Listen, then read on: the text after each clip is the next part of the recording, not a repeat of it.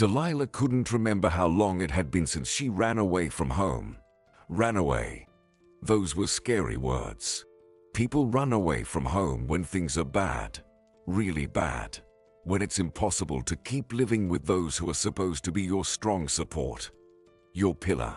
Your comfort. At first, she ran as fast as she could, until she felt a sharp pain in her right side, until she realized she simply couldn't catch her breath, until her vision started to darken. She ran like a rabbit fleeing from hounds. And then she slowed to a walk.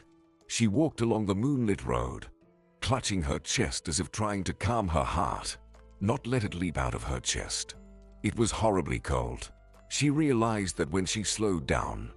The cold wasn't noticeable while running, but now the wind burned her overheated skin, crept under the fabric of her sweatshirt, seized her throat, preventing her from taking a breath. November turned out to be cold. Almost winter, except that the snow hadn't fallen yet. But there was already a scent of the first wet snow and the coming frosts in the air. Delilah hugged herself. She felt an overwhelming urge to cry, but there were no tears. They must have run out. There must be some limit. A person can't cry forever. She heard a sound behind her. A car was approaching. It was speeding.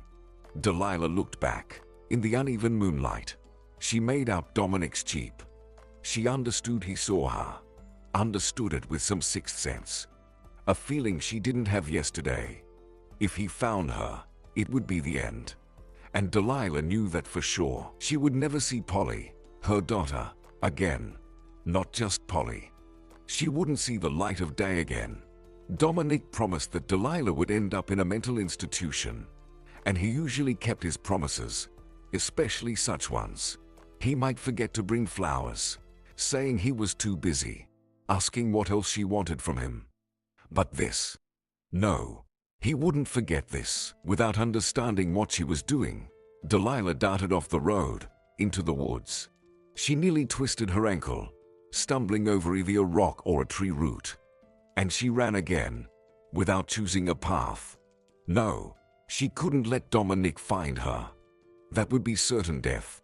Her lungs were burning again, her heart pounding so hard it felt like it might stop forever. But it was better to die than to end up in a psychiatric hospital. It's just a shame that Polly would never know what happened to her mom.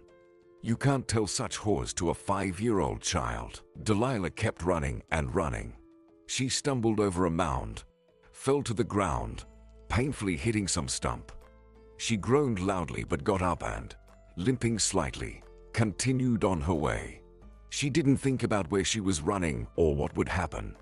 Anything was better than the fate her husband had in store for her. The forest thinned out. Delilah realized she was back on the road. This time it was a dirt road. How long had she been running? It seemed like there was no one behind her.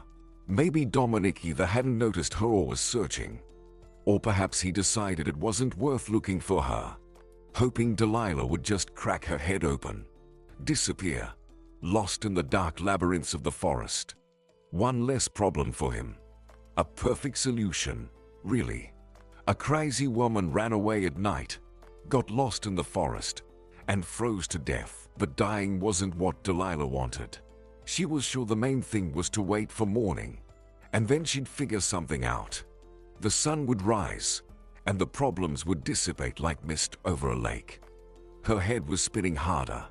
After all, Delilah wasn't used to such physical exertion.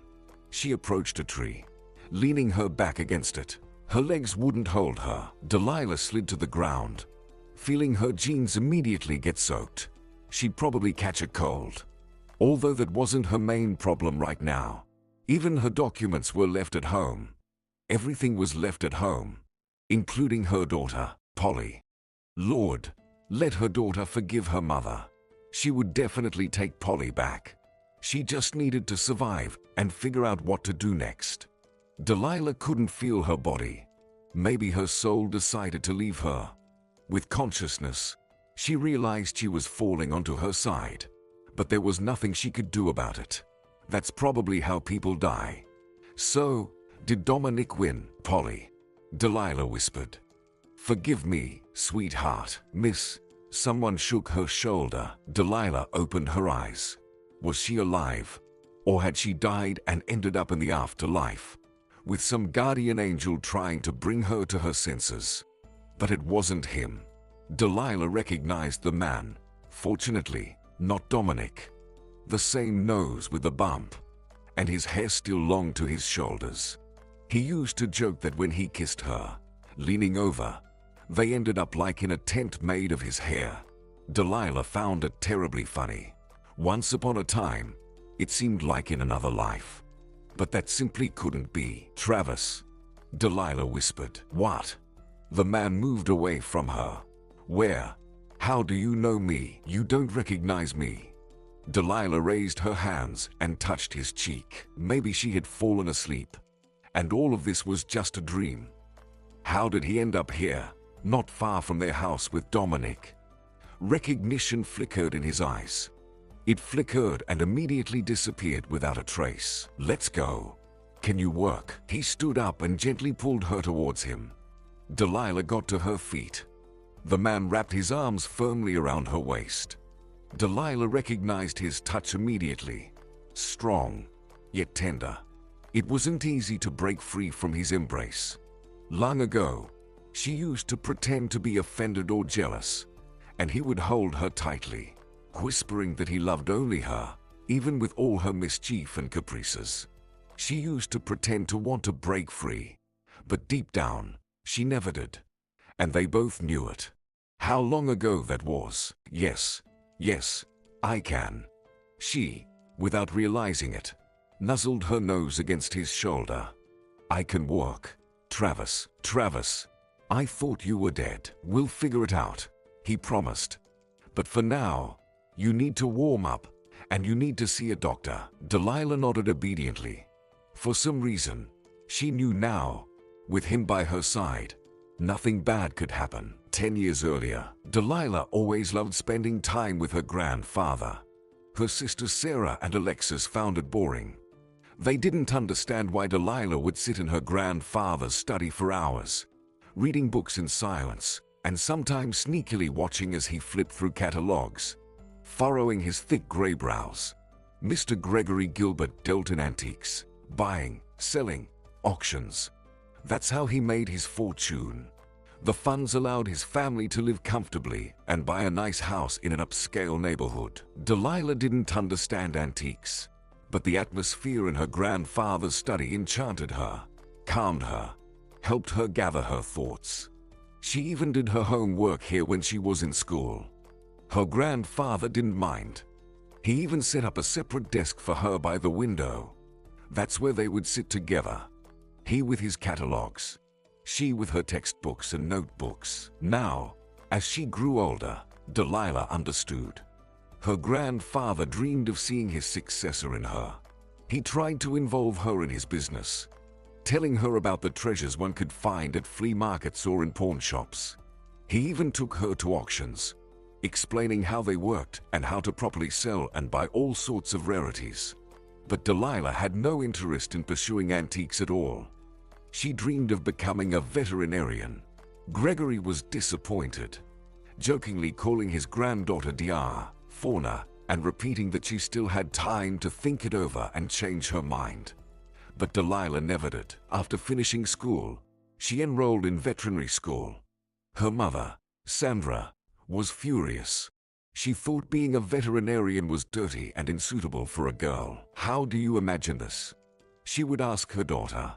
"You come home to your husband and, 'Excuse me, you smell like horse dung or dog hair.' 'I won't smell like anything,' argued Delilah, finishing school.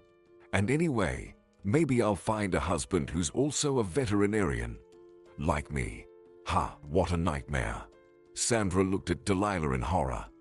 "Do you want to live in filth and work in filth too? Honey, you need to choose a good, feminine profession." Think about these words. Sandra herself worked as a librarian. She worked, of course, for pleasure. She earned pennies, barely enough to buy her favorite perfume. She lived on the money earned by Gregory, her father, and Delilah's father, Adam, was a well-known psychiatrist in the city, heading a department at the local hospital. Sandra respected his work, although sometimes, during arguments, she'd call him a brainwasher. Adam would just laugh it off. He generally treated her with a condescending attitude, which annoyed Delilah a bit. But Dad believed that a woman owed nothing to anyone. Her only duty was to be beautiful, and Sandra handled that. Delilah admired her mom and considered her the most beautiful woman in the world. Maybe all girls think of their mothers that way. But Sandra truly was beautiful. Even as a mature woman, and after giving birth to 3 daughters, she maintained her youthful figure, and she took meticulous care of herself. Plus, she knew how to dress and loved it. Sarah and Alexis shared their mother's values, and they believed their father, thinking that a woman's main goal in life was to find a good, wealthy husband and live without knowing hardship. They both succeeded. Sarah graduated from the foreign languages faculty, met a foreigner, and moved to Jordan right after the wedding. Her spouse was well off and had some title. Sarah often boasted that her husband was 15th in line to the throne. Delilah didn't understand what was so special about it. After all, to become a queen, Sarah would have to get rid of at least 15 people. Alexis also married well. Her husband was found by her father. He introduced her to a young psychiatrist, stating that he would like to see him as his son-in-law. Alexis didn't argue with her father, and a year after they met, they had a lavish wedding. The son-in-law turned out to be quite promising, opening a private clinic and earning a good living. Only Delilah remained unattached. Sandra often grieved about it. Essentially, the youngest daughter was just wasting time and would soon become an old maid. "Delilah, you're already 23, her mother repeated. "So what?" The girl would ask out of habit, already knowing what would come next. "And after 25, Delilah, it's practically impossible to get married," Sandra would reply, pursing her lips, painted with red lipstick. Delilah didn't want to get married, although her mom occasionally tried to introduce her to someone she deemed suitable. But no one managed to win Delilah's heart. The girl wanted to study, and not at the local college, but at the University of Pennsylvania, home to the world's best veterinary academy. Delilah hoped that by returning home, she could establish her own veterinary clinic, where only those fanatically dedicated to their work would be employed. Just as dedicated as Delilah herself, who had adored animals since childhood. The only one who supported his granddaughter was Grandpa Gregory. He could even put his daughter in her place. "Sandra, that's enough." He would grimace when Sandra started demanding that Delilah get married soon. "She'll figure out how to live her life on her own. She'll figure it out." "Sure," Sandra would sigh. "Dad, you don't understand. It's my job to settle my daughter, to ensure she lacks nothing because someday we won't be around." "Right, Adam." Adam preferred not to get involved in these disputes and just nodded indifferently, staring into his plate. "We'll manage just fine without a husband for her future," Gregory would respond. Delilah believed she could provide for herself perfectly well.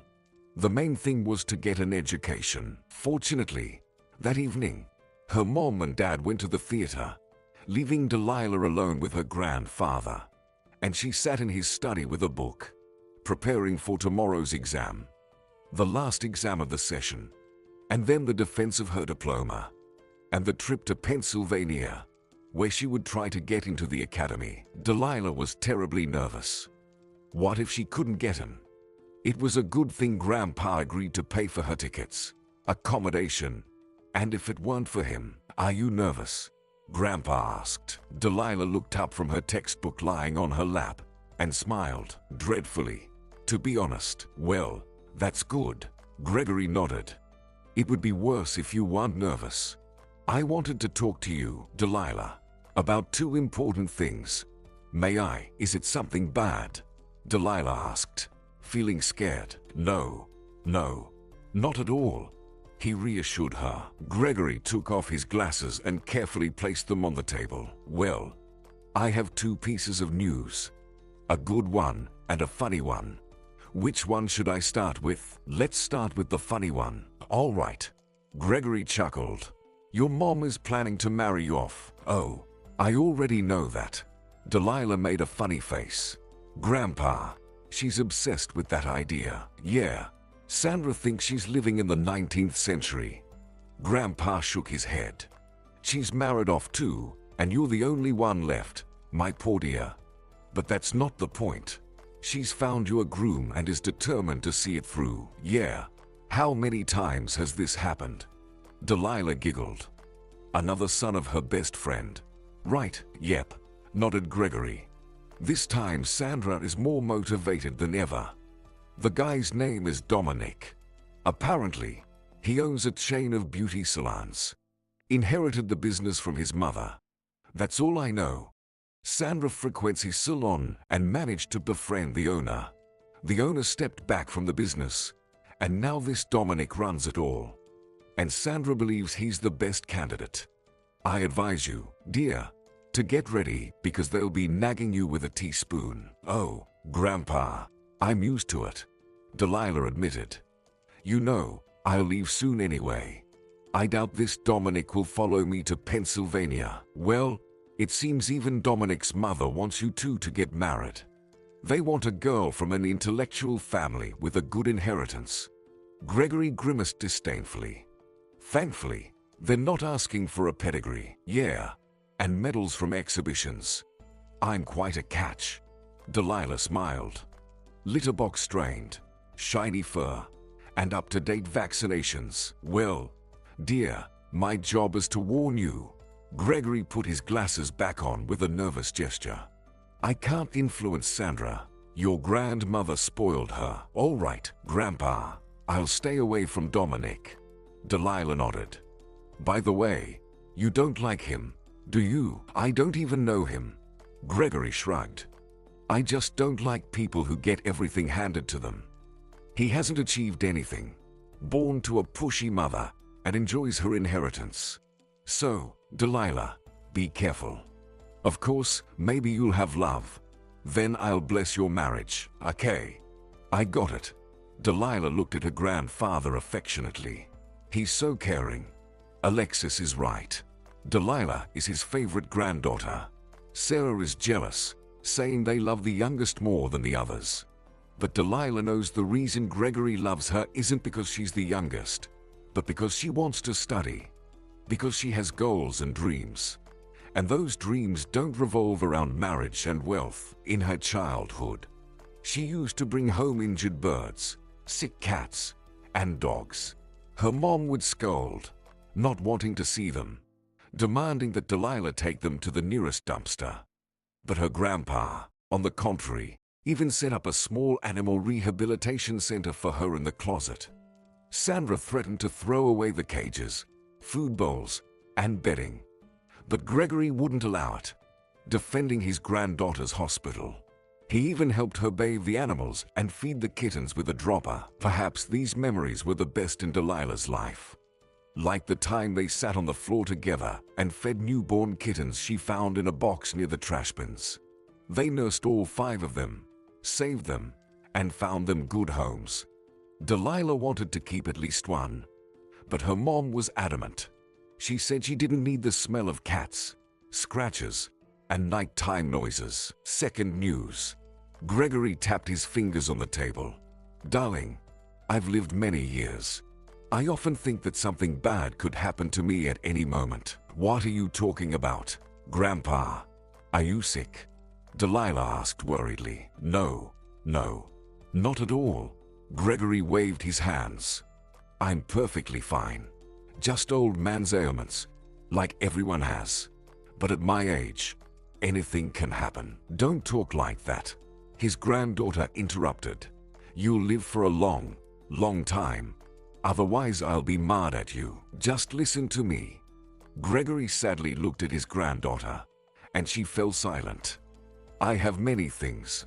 For example, an art collection, a bank account, this house. But there's something I wanted to leave specifically for you because I know you'll handle it right, Grandpa. But talking about inheritance, Delilah said. Please, don't scare me. Okay, no. Still listen. Gregory pleaded. I have a collection of stamps. Not for sale.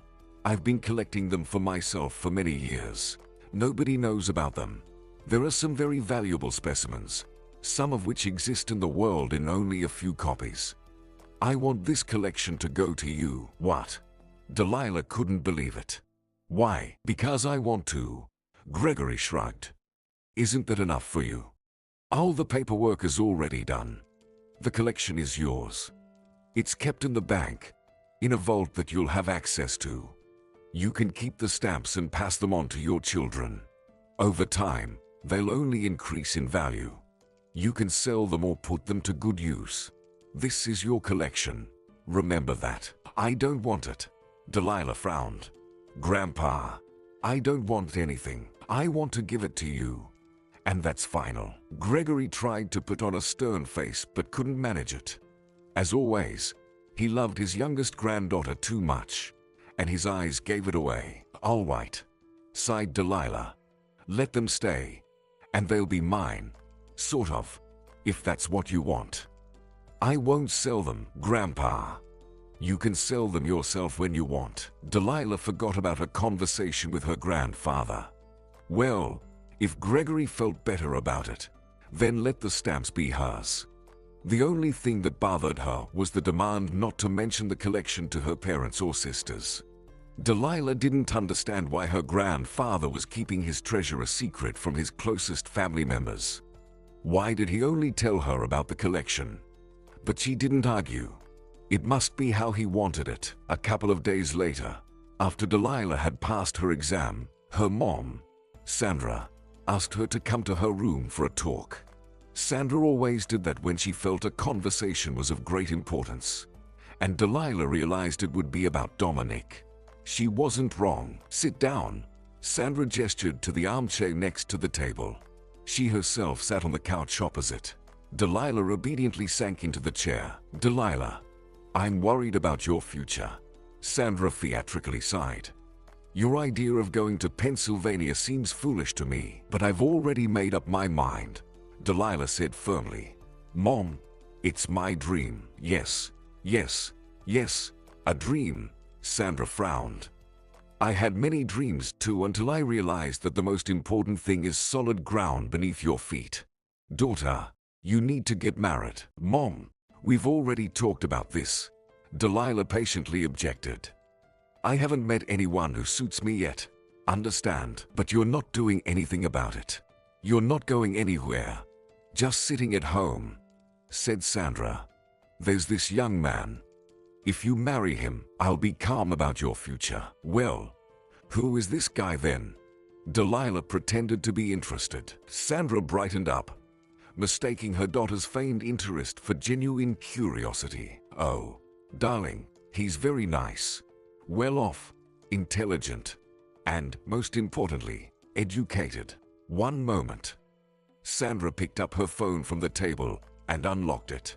Here, take a look, daughter. Delilah saw a picture of a guy around 28 to 30, in a strict gray suit. Apparently, the photo was taken for some website. This Dominic was captured with a folder in his hands, his gaze expressing seriousness and composure. A young businessman who knew his business. Well, he's nice, Delilah said reservedly. He's handsome. Sandra corrected her daughter. Let's get to know each other. He's ideal. I'm telling you, he's family-oriented, has been looking for the right girl for a long time. But there are only idiots around him. You know, everyone's interested only in money. But I'm not interested in money at all. Mom, Delilah couldn't help but say. As soon as I see money, I tremble with horror. Don't be ridiculous. Sandra gave her younger daughter a stern look. Get to know him, Delilah. His mom told him about you. He's interested in meeting you. You're a perfect match. Dowry. Good pedigree. Mom, it's like you're arranging a marriage for a cat. Delilah barely stopped herself from hitting her forehead with her palm. What's wrong with that? Be more serious, daughter. Do you believe in marriages for love? Mom, didn't you marry Dad because you loved him? The girl asked, Surprised. Love can come later, said Sandra, over time. And when choosing a husband, I considered many factors. You know, as experience has shown, I was right. All my friends who got married because of passion and strong feelings later got divorced. And our marriage with your dad has lasted. We're living and prospering. Delilah felt a bit sorry for her father. I don't want to, she admitted. I'm not up for it. I'm leaving for school, Mom. It's not a given that you'll get in. Sandra crossed her arms. Just meet him once. Maybe tomorrow. You're free. I know, Mom. I actually wanted to focus on studying. Delilah frowned. I have my diploma exams coming up. Goodness. When will you start prioritizing properly, Delilah? Sandra wrinkled her nose slightly. Time is ticking. Soon enough, your chances of finding a husband will start decreasing rapidly. And forgive me. I love you. You're my daughter. But if I were you, Delilah, I wouldn't bank on my looks. Wait. Hold on. Mom, what's wrong with me? Delilah feigned surprise, although she knew her mother considered her plain. Sarah and Alexis, in her opinion, turned out to be beauties, taking after their mother. Tall, slender, with blonde hair and brown eyes.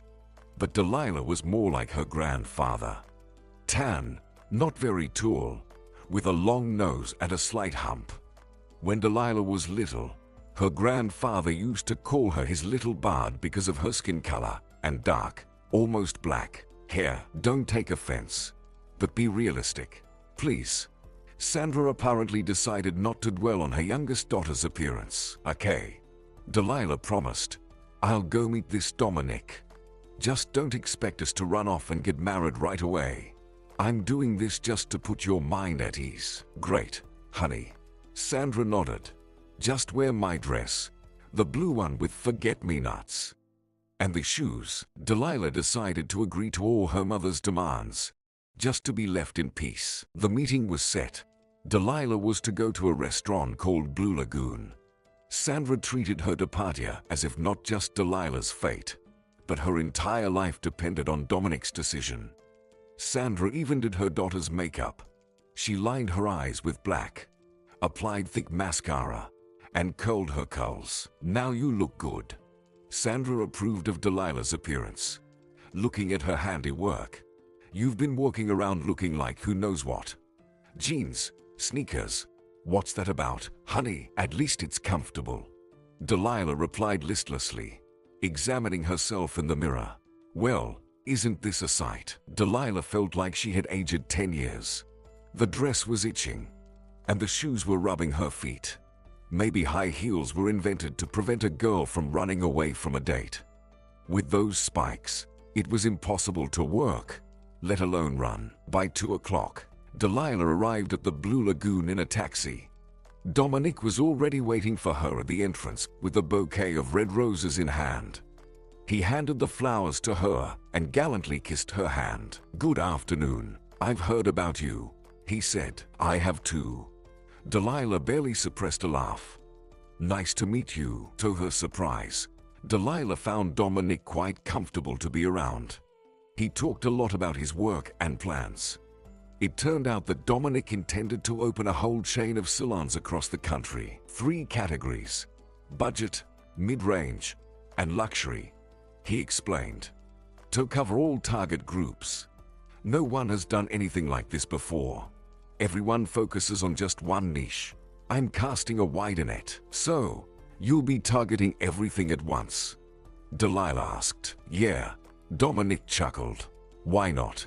You have to aim for something important, significant. Even if you don't achieve the goal, you'll still gain experience and grow. Right, well, overall, yes, I agree. Delilah nodded. By the end of the evening, Delilah suddenly felt that maybe her mother wasn't entirely wrong. Dominic was an interesting conversationalist. It felt like he wasn't just riding on what he inherited from his mother, but also wanted to achieve something on his own. However, he reacted skeptically to Delilah's plans. Why go somewhere? He asked. As far as I know, Your family has enough money to open a clinic. I just want to become a good specialist. Delilah confessed. The best. And to pass on that knowledge to others. And there's no better place than this academy in the whole world. I'm not sure. Dominic shrugged. It's far, and studying there is tough. But someone has to study. Delilah retorted. First red flag. Woman. Know your place. I just support traditional family values. I'm telling you right away. Dominic admitted. A family where the husband is the provider and the wife is the homemaker. But your mother achieved everything herself. Delilah reminded him. And she didn't just stay at home. As far as I know. Dominic smiled at her. She had no other choice. Our family has an interesting history. My father was a businessman. Everything was going well. My mother stayed at home, studying how to do makeup and nails out of boredom. She did it for herself, for her friends. And then my father started gambling. I mean, making big bets. He lost everything, even our apartment. He started drinking because of it. Died from cirrhosis a year later. Mom had nothing left but to start moving. And you know the result. First, she opened a small salon with her friend, then another one. And now we have our own chain. Well, Delilah looked at Dominic with sympathy. I really feel sorry for your dad. What can you do? He made his own choices. Dominic looked away. I don't like people with dependencies. They do it to themselves. Tough. Delilah remarked. Yeah, because I'm a realist. That's all. He shook his head. Let's not dwell on the sad stuff.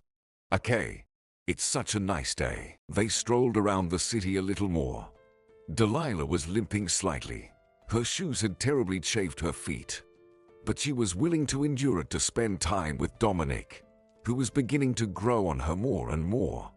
And then he offered to drive her home. They returned to the restaurant where Dominic's car was parked nearby. On the way, they listened to jazz and talked. The only thing Delilah didn't like about Dominic was his skepticism towards her plans and dreams. Apparently, the young man also believed that veterinary medicine wasn't a suitable occupation for women. But otherwise, she found him appealing. Who knows, maybe Sandra's maternal intuition wasn't wrong after all. Delilah's mother, upon seeing Dominic, lit up as if she had won several billion in the lottery. She offered Dominic coffee, and he agreed. Delilah's grandfather, Gregory, joined them. Together, they drank coffee and ate tiny pastries. Delilah glanced at her grandfather surreptitiously. He was completely calm, as if he hadn't recently told Delilah that Dominic was an unsuitable match for her. Finally, the guest bid everyone farewell and left. Sandra then demanded that Delilah help her wash the dishes. He's nice, she remarked, stacking plates in the sink. Come on, you dry. Mom, we have a dishwasher. Delilah reminded her. Let's do it by hand. Sandra gave her daughter a stern look. It's porcelain. I deliberately brought it out. Well, thank goodness you didn't bring out the silver from the reserves. Delilah quipped. Delilah stood next to her mother and draped a towel over her shoulder. Do you like him? Sandra glanced at her daughter. I can see you do. Hey, he's okay. Delilah replied indifferently. He's better than the ones before him. Just thinking about your Max, whom you recommended, gives me goosebumps.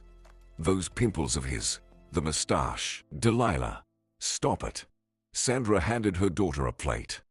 So, have you understood what I've been telling you? Family and children are what matters. You can leave your silly dreams in the past. Trust me, I've lived my life, raised 3 children, and I know what I'm talking about. Well, you see, you didn't raise one child well after all. Delilah kissed her mom on the cheek. Let's see what happens next. Delilah did indeed like Dominic. They started dating, albeit infrequently. Delilah was studying, and Dominic was working a lot. After a month, their relationship reached a new level. Dominic invited Delilah out of town to meet his mother, and that same night, they slept in the same bed. Dominic became the first man for Delilah. She hadn't warned him about this, and Dominic was slightly taken aback by the revelation. "Why didn't you tell me?" he asked as they lay in each other's arms. "Why? Would you have changed your mind?" Delilah chuckled. "No. I just would have been more aware of the responsibility." He kissed her on the cheek. "By the way, my mom liked you, and I liked her." Delilah admitted to him. Dominic's mother, Andrea, turned out to be a pleasant woman. Delilah would have never thought she was facing a business shark. Soft-spoken and friendly, she fed her guest pie she baked herself, and kept hinting that she wouldn't mind becoming a grandmother. "So, you're not going back to your Pennsylvania, huh?" Dominic asked hopefully. "Oh, come on. Enough already," Delilah snapped. "Of course, I'm going." "So, what am I supposed to do?" Dominic withdrew slightly. "Wait for you for several years." "How do you imagine that?" "I'll come visit," Delilah promised. "Frequently. We have phones. We have the possibility to see each other every day through social media." "What's wrong with you?" "Not each other. Just a picture on the screen." Dominic raised his voice slightly. "Delilah, stop. Why do you need this? Are you trying to pick a fight right now?" She wondered. "Right now? This evening?" Sorry." He closed his eyes briefly, calming down. "I just don't want you to leave. You understand? I don't believe in long-distance love. Do you think I'll find someone else?" Delilah stroked his shoulder. "I won't even consider it.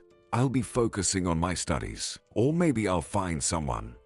Dominic asked seriously, looking her straight in the eyes. "What?"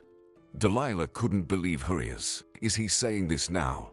After everything that happened between them? Never mind. He sat up, fluffed his pillow, and lay down with his back to her. "Good night." Delilah couldn't fall asleep for a long time. She wondered, maybe Dominic is right. And maybe Mom is right too. She seems to really love him. And he loves her. He even introduced her to his mother. And that's something, isn't it? And her. Why does she need this education at all?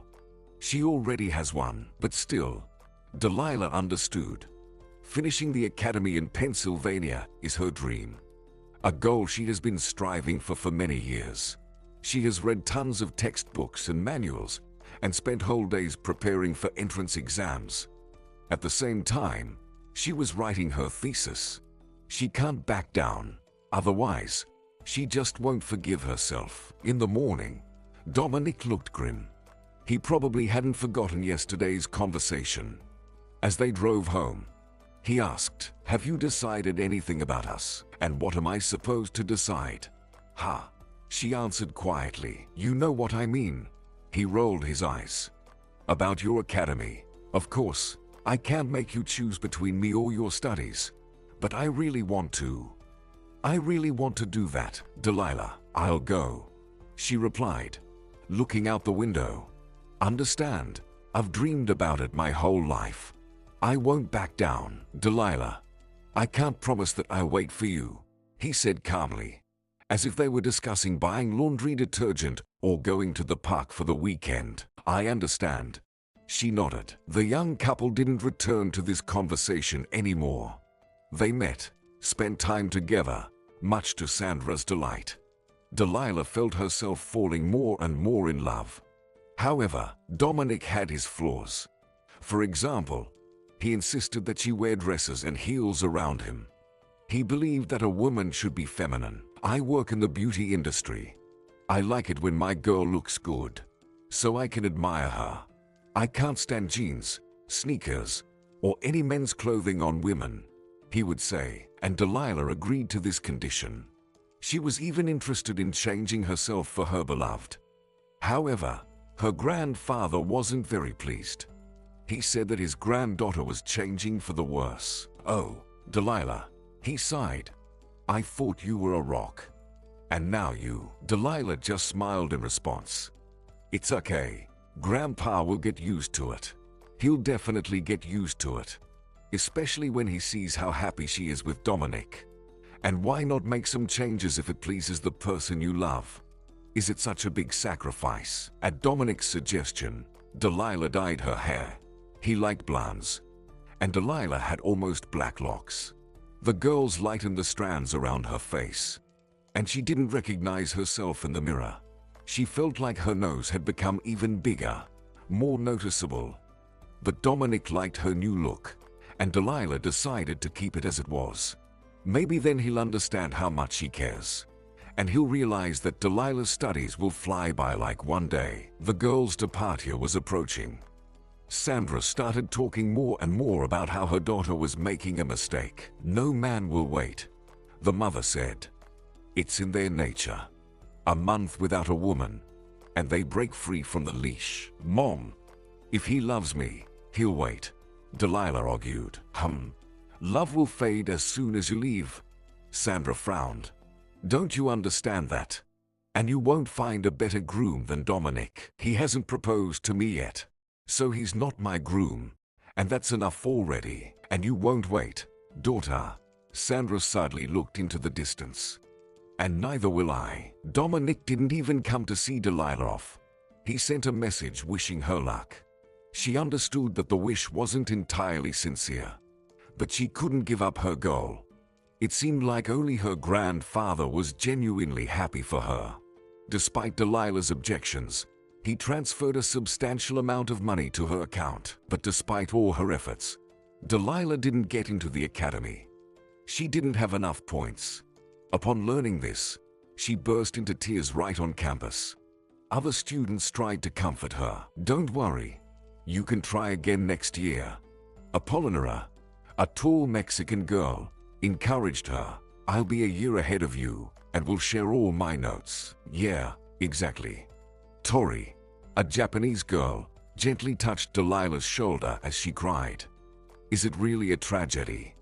No one died, did they? But Delilah realized she wouldn't try anymore. It was all in vain.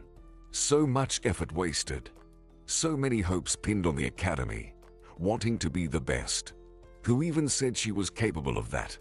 She called Dominic and told him she failed. Well, come back. I'll be waiting, he said. On the plane, Delilah thought about her future. No, it's time to settle down, get married, have children, maybe start working at a veterinary clinic. It's time to grow up. Long overdue. She'd been away from home for almost a month. Her mother opened the door. Her eyes were red. Mom, hi. What happened? Delilah was scared. Have you been crying? Oh, honey, we didn't want to tell you, but your grandpa is not doing well, Sandra whispered. What? Delilah's legs gave out, and she collapsed heavily onto the hallway ottoman. What happened? It's his heart, Sandra sniffled.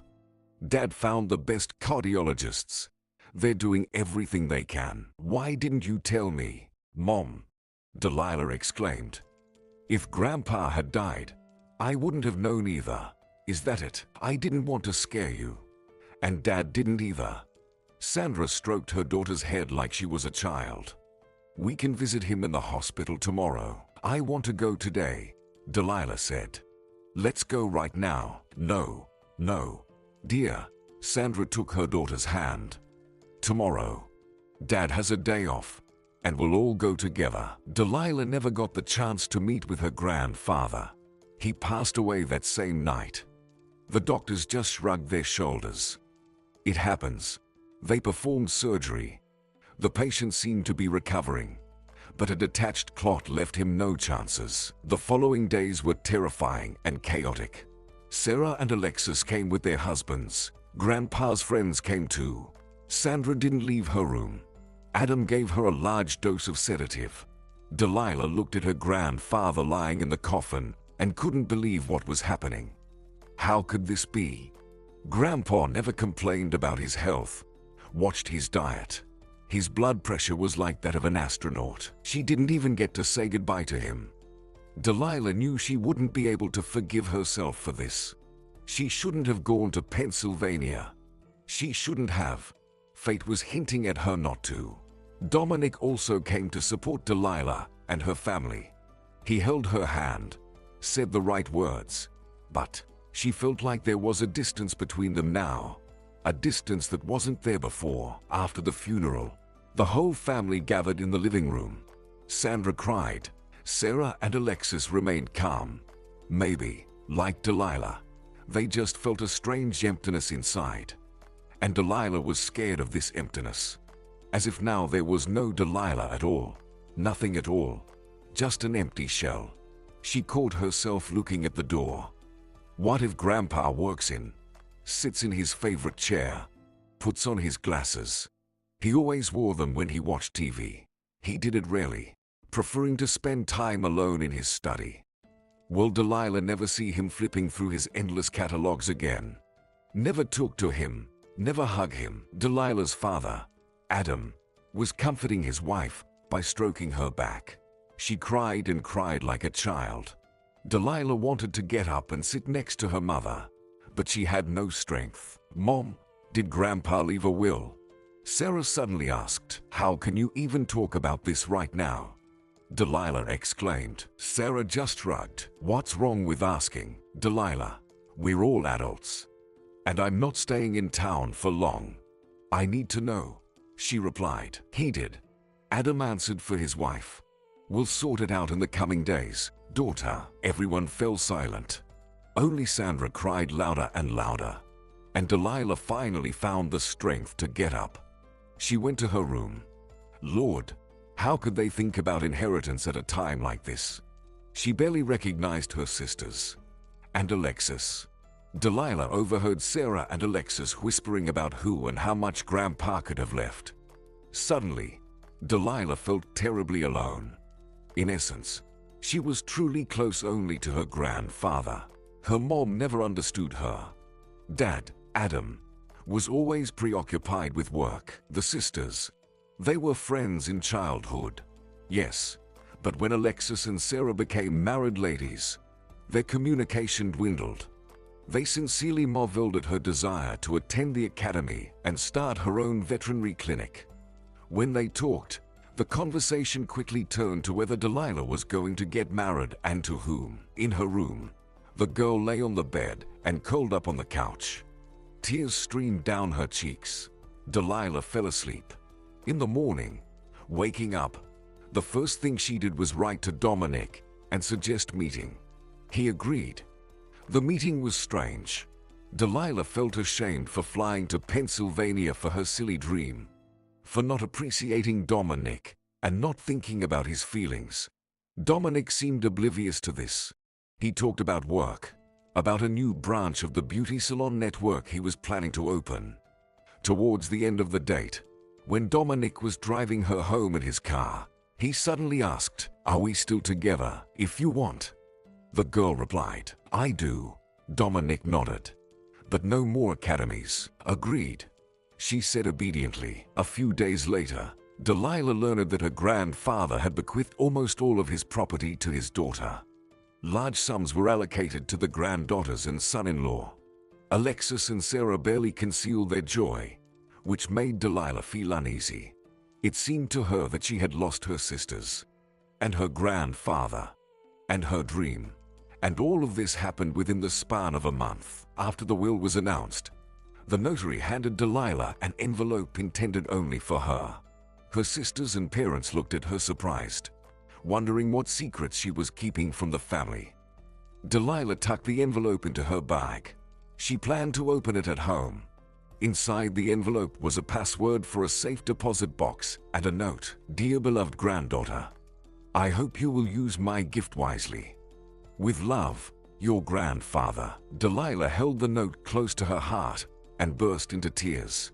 Even the sight of her grandfather's handwriting felt like a stab. She never told her mother about the contents of the envelope, and she refused to tell her sisters, not understanding why. Delilah then firmly decided that she would indeed marry Dominic. He was the perfect choice, and she seemed to love him, and he forgave her caprice with the move. "Delilah, it'll be better," her mother repeated, "and your grandfather would have been pleased." And Delilah seemed to resign herself to fate. Dominic. Just Dominic. And she also felt like she wanted to make her mother happy. as if she wanted to comfort her after her grandfather's death. If her marriage to Dominic made her mom happy, then so be it. Just 2 months later, Dominic proposed to Delilah, and she agreed to marry him. The momentous event happened at one of the city's finest restaurants. "Will you marry me?" he asked. The girl nodded and accepted the ring. Everyone in the restaurant started applauding. The waiter brought pink champagne. Dominic adjusted his jacket and sat back at the table, smiling with a satisfied, happy smile. "I was sure you'd say yes," he admitted. "No doubt," Delilah replied, thoughtfully examining the ring. She didn't know much about jewelry, but it seemed Dominic decided not to skimp. "Let's talk about the wedding." He looked at her with a serious, even business-like gaze, as if they were discussing not a wedding, but some business project. "Okay." She nodded. "I don't want to rush things. You know, we have an apartment. Bought it a long time ago, even before I met you. It's still without repairs. Mom suggested we move there." "Well," Delilah was surprised. "So, we have an apartment." "Looks like we do." Dominic nodded. "But we need to renovate it first. It's just bare walls there now. I suggest we finish the renovations first, and then have the wedding. How does that sound to you?" "Well, okay," Delilah replied. For some reason, she didn't care at all. After the renovation, sure, why not? Do brides usually act this way? Why was there no excitement, no tears of happiness? What was wrong with her? "Well then, it's settled." Dominic took a small sip of champagne. "My mom and I will choose a dress for you." "I can do it myself," Delilah objected. "Darling, your taste isn't exactly refined." Dominic affectionately smiled and looked at her as one would at a child trying to act like an adult. "What did you wear before me? Ha! Now you at least resemble a young lady. I want you to be the best. So, my mom and I will handle the dress. You'll like it, I promise. There will be important people at the wedding. Delilah, my partners. I want them to look at you and envy me, and to have no doubt that I have money. You understand? Is it so important to you?" Delilah asked with a smile. He was funny after all. But what did it matter what anyone thought? "Yes, it's important," Dominic replied seriously. "That's how the world works, Delilah. Your appearance matters, especially if you want to achieve something. And I do, very much." Okay, she agreed. "Let your mom choose the dress. I promise I'll try to impress your partners. But I wanted a modest, simple wedding." "No, that won't do." Dominic looked at her a bit annoyed. Did a man in love with a woman who just agreed to marry him should look like this? They might think I'm poor. "No, the wedding will be good. I'll take care of everything. My dear, nothing to worry about." And Delilah decided not to worry. It seemed to her that everything was happening as if not with her. The wedding, the dress. Dominic bought her a gym membership to work on her figure. Delilah wanted to be offended, but changed her mind. If it was important to him, then so be it. She would become the perfect picture that would truly impress his partners and friends. Days dragged on. Delilah wanted to get a job, but Dominic forbade her to do so. "Sweetheart, think about it yourself. Work. We need to prepare for the wedding. Then we'll go on a trip. Who's going to give you time off? I wanted to show you the world, and you prefer to heal other people's cats and dogs, don't you?" And Delilah had to agree. She obediently worked out at the gym, went shopping with her future mother-in-law, chose dresses, and browsed through catalogs of designer interiors and furniture. Soon it became clear that Dominic didn't like any of the options that Delilah preferred for their apartment. She preferred cozy interiors, soft furniture, natural wood, and muted tones. But Dominic considered all of that too old-fashioned and believed that the apartment should be minimalist. And again, Delilah agreed, just because she didn't cave away. The renovation was in full swing.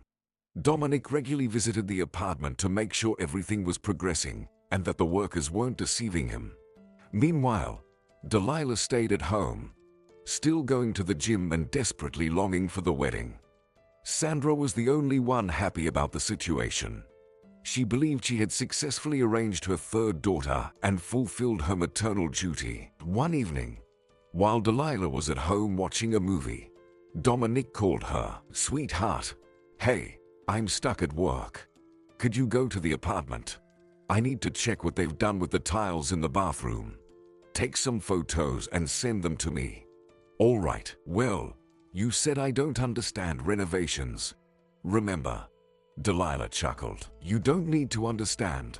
Just take some photos, show me, and I'll figure it out." All right, she replied. "I'll go now." "Yeah, thanks." Waiting for the photos, Delilah quickly got ready and called a taxi. For some reason, her mood improved because of Dominic's call and request. Previously, he said Delilah would see the apartment only when it was fully ready. But she couldn't wait to see her future home right now. And here was her chance. The apartment was located in one of the new neighborhoods of the city, which was considered quite prestigious. Only successful people could afford to live here. The square footage cost significantly more than the city average. Sandra was thrilled that Delilah would be living here. But Delilah was a little apprehensive. She was used to living in a separate house that her grandfather had bought once. Delilah approached the right entrance and buzzed the intercom. The door opened. No one asked her who she was and why she had come. The workers were probably expecting Dominic, nothing surprising there. The hallway smelled of paint and chalk. Delilah liked this smell. It seemed to promise a fresh start. She even thought she should take up interior design herself. It must be terribly interesting, watching empty walls turn into a cozy home. The apartment was on the 5th floor. Delilah stepped out of the elevator and pushed the door. It opened easily. "Hello," she called out. "Hi," came the reply. A man walked out of the room dressed in a work jumpsuit. There was no shirt or t-shirt on him, and Delilah noticed his broad shoulders, chest covered in dark hair, and strong hands. She modestly looked away. A bride shouldn't stare at some builder. "After all, I'm here about the renovation," Delilah said. "Yeah, I know." The man crossed his arms over his chest. "First of all, how long am I supposed to wait for you? I've been here since morning. Secondly, excuse me, but what nonsense did they send? It's impossible to understand anything from this paper. Where did they find you?" "What? Excuse me." Delilah seemed to have misheard. "Are you talking to me, and is there anyone else here?" The man frowned. "Do you even understand what you're doing? Everyone's a designer these days, aren't they? And I have to deal with your fantasies. Here, look." He grabbed Delilah's hand and dragged her into the room. "Well, see." He pointed somewhere in the corner. "What did you write here?" "That we need this many rolls of wallpaper. But we need 1.5 times more. All this here. Where am I supposed to fit this conus?" "Sorry, I still don't understand you." Delilah was taken aback. "Anyway, figure out what to do first. Learn to count, and then I'll do everything as you want." "What's your name anyway?" Delilah asked. "Travis." The man let go of her hand and gallantly bowed his head. "I'm, of course, very glad to meet you. But you know, I had so much I wanted to tell you, and my name's Delilah. And I came to see the tiles. Did Dominic warn you?" Travis looked at Delilah first with disbelief, then with alarm. "So you are Delilah? Not Victoria?" "No, not Victoria. Not Victoria at all," the girl admitted. "Oh my God." Travis slapped his forehead. "And I've been waiting for the designer since morning. She promised to come. She wrote all this in her project. Where did you find her? And I thought you were her." "No, I'm not a designer." Delilah laughed. "Actually, I'm the owner of this apartment." "Well, the future owner." "Oh, fire me?" Travis asked seriously. "No, I won't fire you," she promised. "Will you tell the groom?" He squinted. "And I won't tell the groom either. On the contrary, it's great that you care about the job." Delilah smirked. You take your work seriously. And how else? Travis sighed. And sorry, but I haven't eaten anything since morning. Waiting for her. And she's still not coming. Let's go. I'll show you the tiles. Delilah took a photo of the tiles and sent it to Dominic. She didn't like the color. Delilah wanted a vibrant bathroom, but Dominic chose a beige, bland one. Nonetheless, Dominic was satisfied with the work done by the contractor. Oh, excuse me, please, Travis said when Delilah finished inspecting the bathroom. But I'm really cranky. And hungry too. How about I order some food for you? Delilah suggested. As compensation for the wrong choice of designer. Oh, come on. It's not necessary. He sighed. It's fine. I'm hungry too. Let's eat together. And I go, she insisted. Delilah ordered pizza. 30 minutes later, they were sitting at a makeshift table in the kitchen, illuminated by a single bulb hanging from the ceiling, eating margarita. Delilah noticed that Travis had long hair tied in a ponytail. For some reason, she wondered if it hindered his work, but she didn't dare to ask. Thank you for not making a fuss, Travis said, finishing his second slice. I'm afraid I'll get fired, and I need the money. Yeah, money is needed by everyone, Delilah philosophically remarked. By the way, how's the pizza? Travis, it's good, he replied, but I'd prefer beef stroganoff with mashed potatoes. It's been ages since I've had proper food. Just those instant soups. Have to save up, you know. Dominic said the team gets paid well.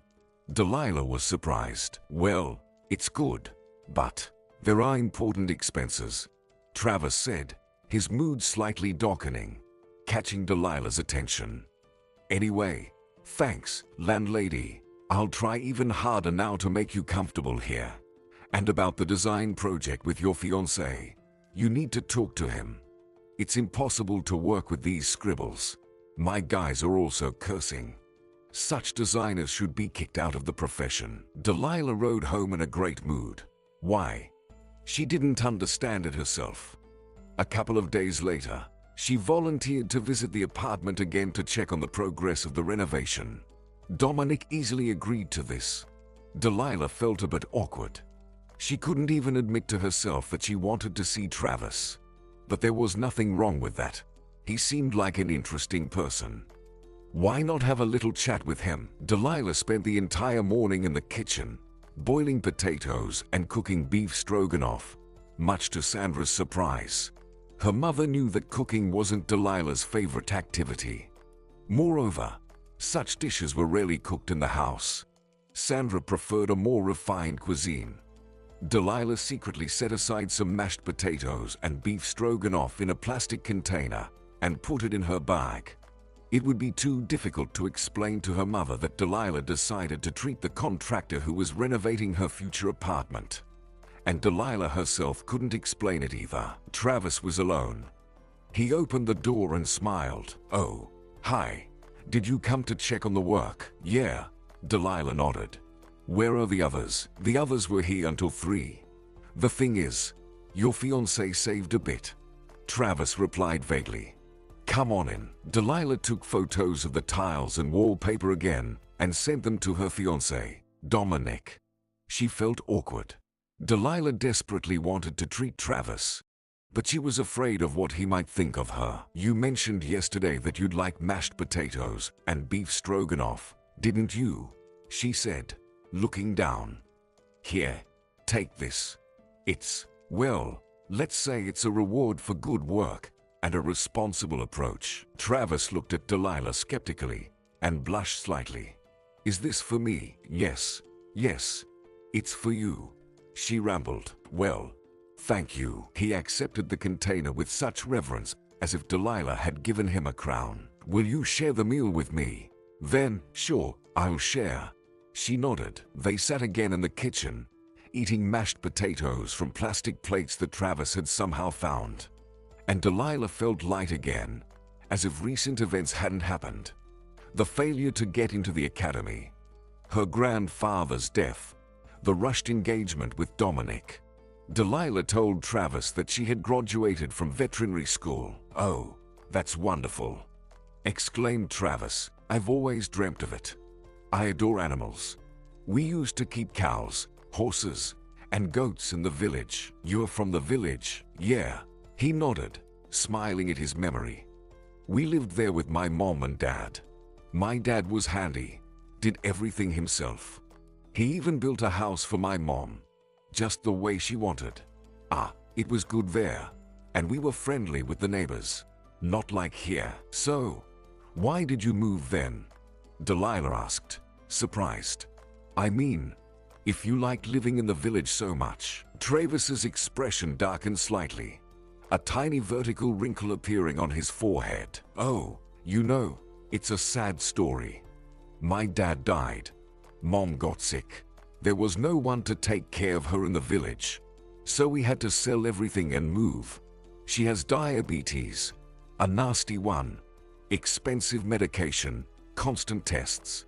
I'm doing my best to help out." "I'm really sorry to hear that." Delilah suddenly wanted to hug Travis, but she couldn't bring herself to do it. What would he think? He might assume that the apartment owner was trying to flirt with the handsome contractor. That must happen often. Travis was a good-looking guy. Delilah felt a pang of jealousy. He probably had many girlfriends with his looks. What a nightmare. She was practically married in 5 minutes. What was she even doing? What was she thinking? "Oh, forget about it." Travis pushed his plate away. "Thank you so much. It was delicious." "You're welcome," mumbled a flustered Delilah. "Well, I should go. I'll drop by again." "Okay, I'll be waiting," he replied awkwardly. Over the next few weeks, Delilah regularly visited Travis. Sometimes he worked with other contractors, sometimes alone. They developed an unspoken tradition of having lunch together. Delilah either brought something or they ordered pizza, just like on the first day they met. She caught herself thinking that moments spent with Travis were like a celebration for her. Somehow, she didn't feel the same with Dominic, even though he was practically her husband. Delilah found it fascinating to listen to Travis. Stories about life in the village, about horses and cows, stories about his beloved dog named Rick. And Delilah admired Travis. She admired him when he passionately talked about something and smiled. When he furrowed his brows, and a tiny wrinkle appeared between them. For some reason, Delilah wanted to smooth out that wrinkle, so it wouldn't be there anymore, never again. She understood it was temporary. The renovation would end. Dominic would become her official husband, and Delilah would never see Travis again or talk to him. And she dreaded that moment. A month later, she realized she had fallen in love. And what to do about it? Delilah didn't know. She thought it was just hormones. They say infatuation doesn't last long. She comforted herself that it would pass soon. Just a temporary confusion. Delilah thought about Travis day and night. Dominic seemed oblivious to it all. He worked, talked about the upcoming wedding, and that his mom had already decided where the celebration would take place. He called it an event, as if it were not a wedding but the opening of a new beauty salon. Dominic even picked out a hairstyle for Delilah and instructed her to dye her hair lighter shade. Delilah didn't want to. She was afraid of ruining her hair and loved her chestnut color. But she didn't argue. She just didn't care. Yet, she couldn't help but think about Travis. What if? No, it was impossible. Her mom would never forgive her. They would quarrel. Her sisters wouldn't understand. How could she trade Dominic, a young promising businessman, for some construction worker, a rural guy without education? And how could she explain that Travis had read more books than Dominic had watched movies? And talking to Travis was more interesting for Delilah. The renovation was almost finished. The mood of the future apartment owner was deteriorating more and more. Soon this strange time would end. The time when Delilah was still free and could easily come to visit Travis, to talk, laugh, eat pizza, and of course, admire him. And then lie in her room and think about the life they would never have. The life that seemed to Delilah the best. the most right. They would live in the village. Maybe they would start their own farm, where Delilah would work as a veterinarian. They would have children. Travis confessed once that he loved children very much and wanted at least 2. Delilah even came up with names for them. And why not dream? No one would ever know about it anyway.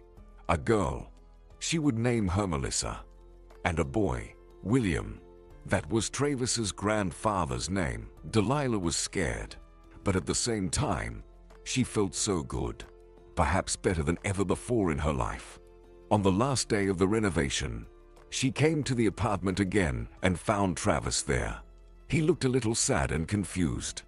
As usual, he showed her his work, and as usual, she sent the photos to Dominic. "Well, it's done," he said, smiling at her.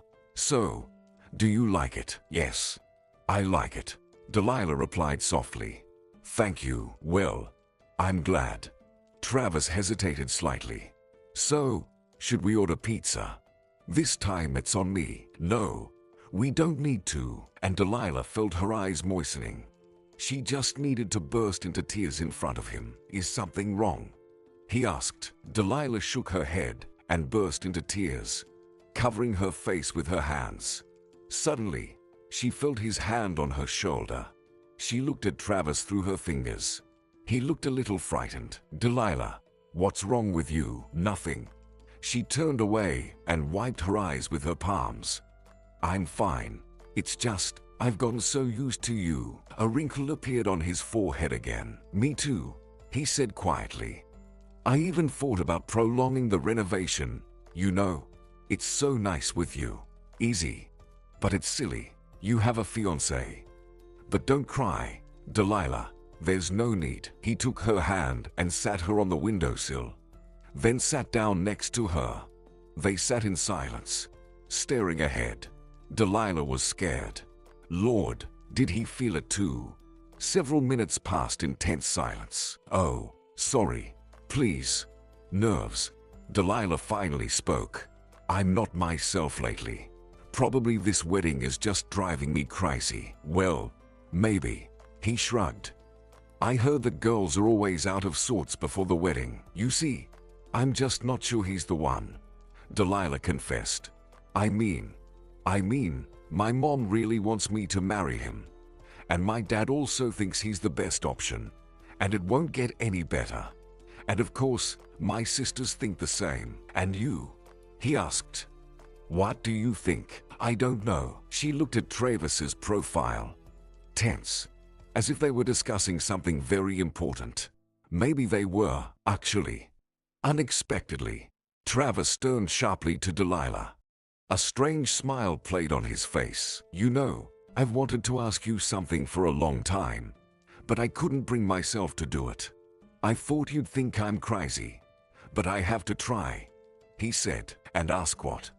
she inquired. "Maybe we could dance, huh?"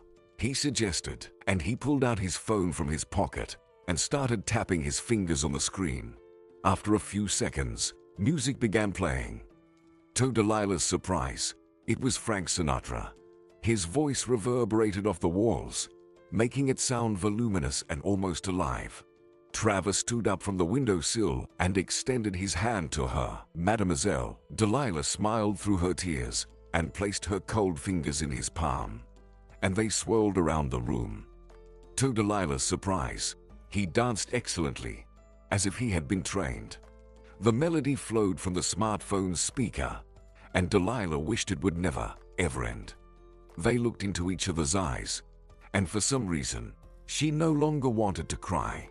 Delilah wanted to stay in this moment forever, where there was only music, Travis, and her. But the melody ended. They froze facing each other. Then she hugged him, pressed her body against his, and froze. Whatever happens, she needed this, more than anything else. He gently lifted her chin with his fingers and kissed her. Time seemed to stand still. Delilah felt like a weary traveler who had wandered the desert for many days and finally found an oasis. A thought flickered. She had never felt anything like this with Dominic. He kissed differently, somehow dry, restrained, as if fulfilling some duty. He held her so tightly that Delilah couldn't breathe. He became her breath, her oxygen. Finally, they pulled away from each other. Delilah caught her breath. He looked at her with slightly frightened, shining eyes with dilated pupils. "I'm sorry. I shouldn't have," he said. "I feel terrible. Another guy's girlfriend always been a taboo for me. And here, I didn't expect it either," Delilah said, running her palms over his shoulders. "And what do we do now?" "Well, I don't know." He smiled and winked at her. "I'd suggest something, but you'll think I'm cheeky and might even slap me." Delilah chuckled. Travis asked, "Do you love him?" "I don't know," she honestly replied. "I'm not sure. I don't know what to do." Travis didn't know either. Delilah understood. She wouldn't marry Dominic. She simply couldn't. It was like willingly putting her head on the guillotine and waiting for the blade to drop. Dominic wasn't the one for her. It seemed she had met her soulmate. And what could she do if that soulmate turned out to be Travis? They sat together for a long time in the empty apartment. They talked about everything under the sun, about their plans, about the future and the past. "I would like to take you to my place," Travis confessed. "Mom and I bought a small apartment, but there are 2 rooms. Silly, huh? You live in a luxurious house." "Listen, Travis, if I come with you, I'll be coming with nothing," Delilah said. "You know what? I agree." He nodded. "And you?" "I do too," Delilah replied. She returned home feeling like a different person. Delilah knew exactly what to do. She loves Travis, and he loves her. Damn the business. Damn the money. They learned together. A modest life and working in a veterinary clinic would suit her just fine, as long as she's with Travis. It was a lightning strike, illuminating her destiny. And Delilah knew she wasn't wrong. The next day, she decided to talk to her mom. Her dad had gone to work, and Sandra was lying in her room on the bed, reading a book. Delilah hesitantly knocked on the door. "Come in," her mom called. Delilah sat on the edge of the bed. "Mom, we need to talk," she said quietly. Sandra listened to her daughter, and her eyebrows climbed higher and higher. "Have you lost your mind? Do you need to see a doctor?" "Delilah, Dad can find you a good specialist." No, Mom, I don't need a doctor," she replied. I've made a decision. I won't marry Dominic, Mom. I don't love him, you understand." "And so what?" Sandra sat up abruptly, and the book fell to the floor. "Delilah, are you crazy? Everything's already been decided. The wedding, the restaurant, the money." "What money?" Delilah was surprised. "What do you mean?" "The money's been paid." Her mother frowned. "For the wedding, daughter, for the wedding. I'll return everything." "Mom, Grandpa left me something. You know," Delilah said. "I didn't come here to argue. I've already made up my mind. I'm firm in my intentions. I'm just informing you." "No, dear, I'm the one informing you. You'll marry Dominic. It's already decided and not up for discussion." Her mother's voice rose to a shriek. "Or are you planning to go to that village with your, what's his name?" "Travis," Delilah patiently replied. "I haven't decided anything yet. And maybe I won't marry Travis either. But I definitely won't marry Dominic. I don't want this, Mom. Understand?" "And do you think I dreamed of marrying your father?" Sandra exclaimed. "I had plenty of admirers, but your grandfather insisted I choose Adam. And I never regretted it for a minute. Look how we're living, daughter. And if I had done what I wanted, everything would be different. I'd be stuck in a tiny apartment without money." "Mom, money isn't everything," Delilah said. "Ha ha ha. No, darling, you say that because you have them." Sandra chuckled condescendingly. "And try living without them. You simply won't manage. So, Delilah, forget your nonsense. Forget your Travis, and get ready for the wedding." "No, Mom, there won't be a wedding," Delilah firmly replied. Travis's mother, Christina welcomed Delilah easily, as if she had known her for years. Christina indeed looked ill, full-bodied. She moved heavily around the apartment, evoking pity and sympathy from Delilah. The apartment was cluttered with medications. Boxes lay on tables, in cabinets, and even in the refrigerator. But Delilah felt that Christina liked her, and she hoped that Travis would eventually win over her parents too. For the first few nights, Delilah slept on the kitchen couch, then in Travis's room. She felt at home, even better. He went to work. She cooked for him, helped Christina with household chores, and called her own mother. But her mother communicated dryly, demanding only that she stop all this, come back, and make peace with Dominic. However, Delilah was sure she was doing the right thing. Yes, she was truly emotional, impulsive, and crazy. But then why did she feel so good? Travis was her person. She didn't doubt it for a second. She felt good with him every moment, every hour. He made her laugh, supported her, said that Delilah would definitely achieve all her goals, and he'd be there with her, no matter what happened. At night, they quietly talked about the future. Travis dreamed of living in the countryside, building a house, maybe becoming a farmer. Delilah liked these plans. She envisioned her future life.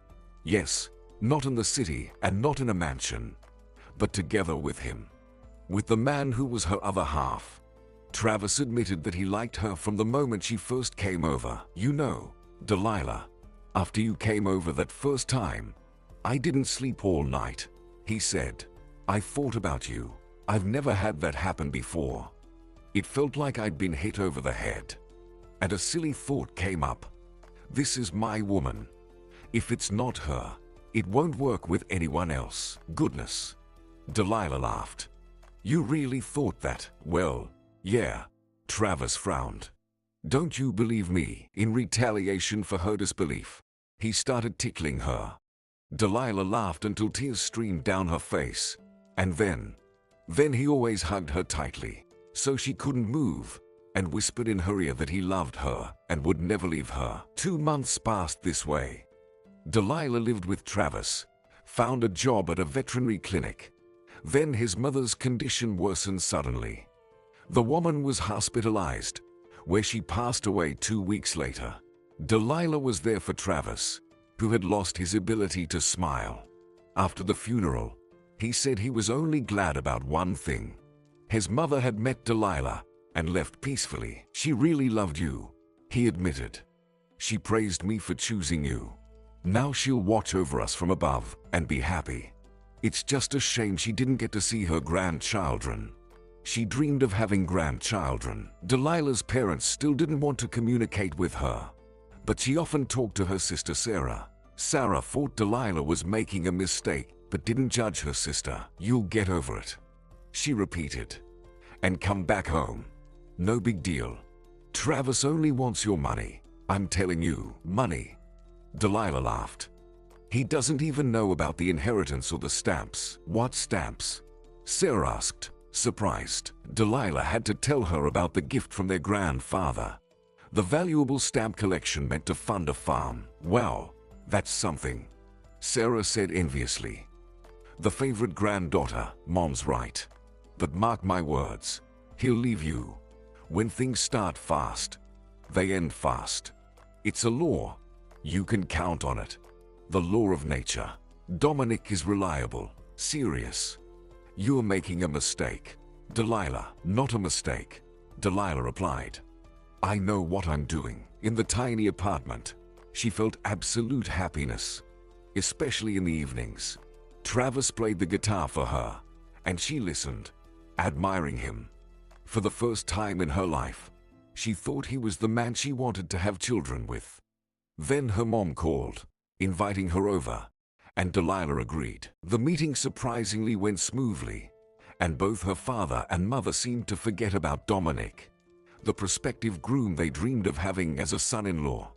It seemed they were starting to accept Travis's presence and Delilah's love for him.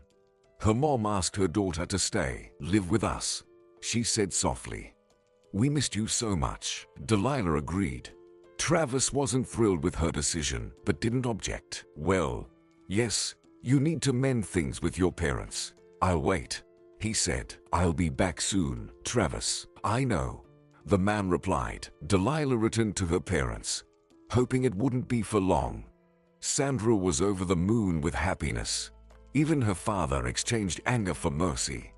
When Delilah talked about Travis, her mom no longer grimaced or insisted that no one could be better than Dominic. And Delilah was glad. She believed that once her parents saw how happy their daughter was with her chosen one, they would love Travis too. After all, he was just impossible not to love. He gave her flowers, inexpensive bouquets of her favorite tea roses. They walked around the city hand in hand. She secretly admired him and dreamed of the day Travis would propose.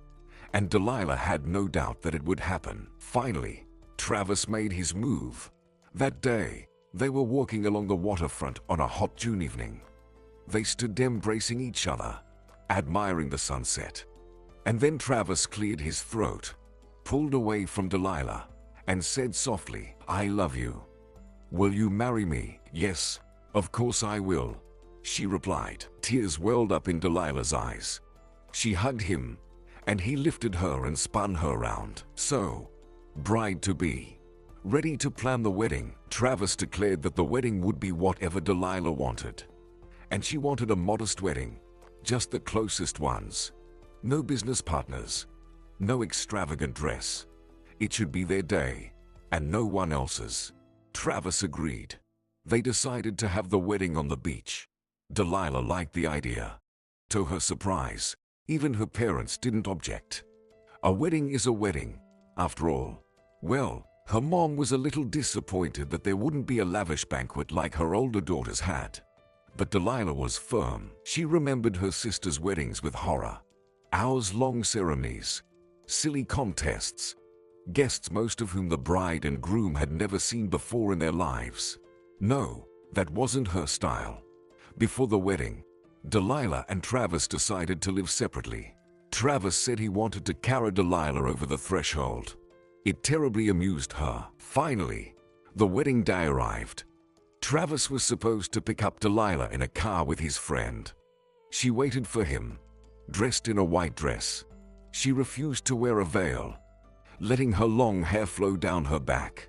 Sarah and Alexis were in the room with her, not hiding their slight maliciousness. "Will he come in an old wreck of a car, I wonder?" asked Alexis, adjusting her makeup in front of the mirror. "No, on a horse." Sarah laughed. "He's from the countryside. After all, there's your prince on a white horse. So what?" Delilah preferred to ignore them.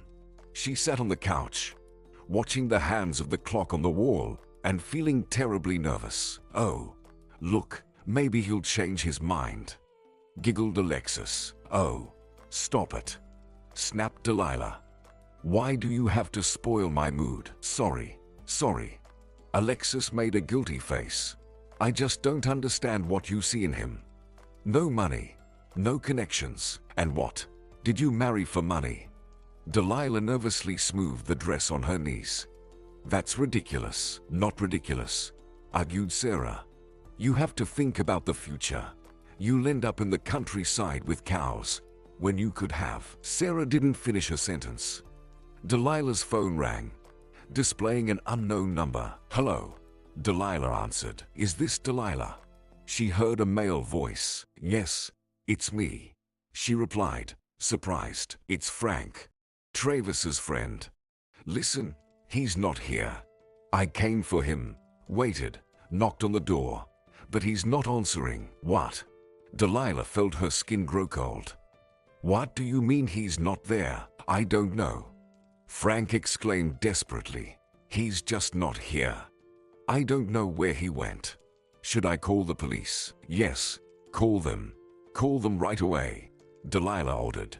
"I'll come over now." "What happened, Sis?" Alexis asked, alarmed. "Travis is missing," Delilah replied with chilled lips. "He's gone." "Oh, ran away," Sarah chuckled. Delilah shot her a furious look and jumped off the couch. "I'm going to him." "I'll come too," Alexis took Delilah's hand. "I'll call a taxi now. Sarah, you tell our parents it's an emergency." Delilah didn't remember how she got to Travis's house. All the way, she tried to call him, but he didn't pick up. Delilah only heard long beeps. At the door, she found a bewildered Frank, Travis's friend. He was a short, dark-haired guy dressed in a white shirt and black jeans. "I don't know what happened. I called the police, and they told me to wait." He shrugged. "Where could Travis have gone? Do you have keys?" "No," Delilah sobbed. "We were going to make them, but we never did, and I lost mine." The police eventually arrived. They opened the apartment, but Travis wasn't there. His documents, which were always kept in the desk drawer, were missing too. Delilah was in despair. Travis couldn't just leave her like this, just disappear. Something must have happened to him. There was no other explanation. That evening, tearful and barely able to stand, she went home to her parents. Her mom poured her chamomile tea and sat beside her on the couch, soothing her back. Her father silently watched Delilah, as if she were his patient. Sarah and Alexis decided to stay too, to support their sister. "Delilah, dear, I think he ran away," her father finally said. "Didn't want to get married on the wedding day without warning." "He's not like that," the girl said with difficulty. "You don't know him." Her father shrugged. "People fall in love with all sorts. Hormones cloud judgment. By the way, I gathered some information. Just didn't want to tell you." "What information?" Delilah sniffled. "Well, you know, I have connections." Her father gently touched her shoulder. "Travis doesn't actually own the apartment. They were renting it. I don't know what he told you, but Travis has nothing." "I see," Delilah barely whispered. "And anyway, daughter, who knows what kind of person he is? You could say God spared you." Her mother hugged Delilah's shoulders. The girl took a small sip of the now cold tea and closed her eyes. She felt like someone had pulled out her skeleton, leaving her soft, shapeless, like an amoeba. Why didn't he tell me right away?" She raised her eyes, looking from her father to her mother. "Why did he decide to hide it from me?" "He wanted to give you a chance to make the mistake yourself," Adam replied seriously. "It's time to grow up, darling. You've had 2 flings. Your academy and this Travis of yours. Maybe it's time to understand that your parents don't wish you harm. We only want what's best for you. You know that. I recommend you swallow your pride and talk to Dominic." Yes, dear," Sandra nodded. "I know he's ready to forgive and accept you, despite the offense. I talked to his mother." "I don't want to talk to him." Delilah tossed her hair. "I can't talk to him, and I don't want to." "Don't rush her, Sandra," Adam commanded. "Give her time to come to her senses. And, daughter, be wiser from now on." For the next few months, Delilah felt like she was in a daze. At first, she discovered she was pregnant. There was no doubt. The father of the child was Travis. This news shocked Sandra. She demanded that her daughter have an abortion. But Delilah refused, hoping that Travis would come back, that something had happened to him, and he hadn't abandoned her. But Travis was never found. No trace, no clue. He wasn't in hospitals or morgues. He didn't withdraw money from his card. Nothing. Here was a person, and then he wasn't. But Delilah still wanted to have a child with Travis. Unfortunately, this dream was not meant to come true either, because one night Delilah woke up in pain. Sandra called an ambulance. Delilah was taken to the hospital, and by morning, she had lost the baby. She didn't even know if it was a boy or a girl. Dominic came to visit her. He brought Delilah flowers, candies. He looked at her with such pity that she wanted to sink into the ground from shame. "Delilah, I still want us to be together, no matter what," Dominic said to her. "Why?" she asked. After all this, for some reason, Delilah hoped he would say something about love. She desperately needed love, and believed that if Dominic said those coveted words to her, she could love him too. Maybe she could, because that's what I decided, Dominic replied. Delilah, we all make mistakes, and everyone deserves a second chance. Understand? He left. Delilah was alone again. Her parents also urged her to come to her senses and marry Dominic, as if it could solve all her problems. Emptied and extinguished, she agreed. For the second time, she decided to become Dominic's wife. Why not, if it would make everyone better off? Probably, fate itself was leading her in that direction. And she resisted for some reason, trying to turn onto another path and turning into another dead end in the end. 3 months later, Delilah and Dominic got married. Lavish, just as he wanted. They invited his business partners, friends, and employees from the beauty salon network. Delilah smiled, pretending to be happy, even convincing herself of it. But inside, that emptiness remained.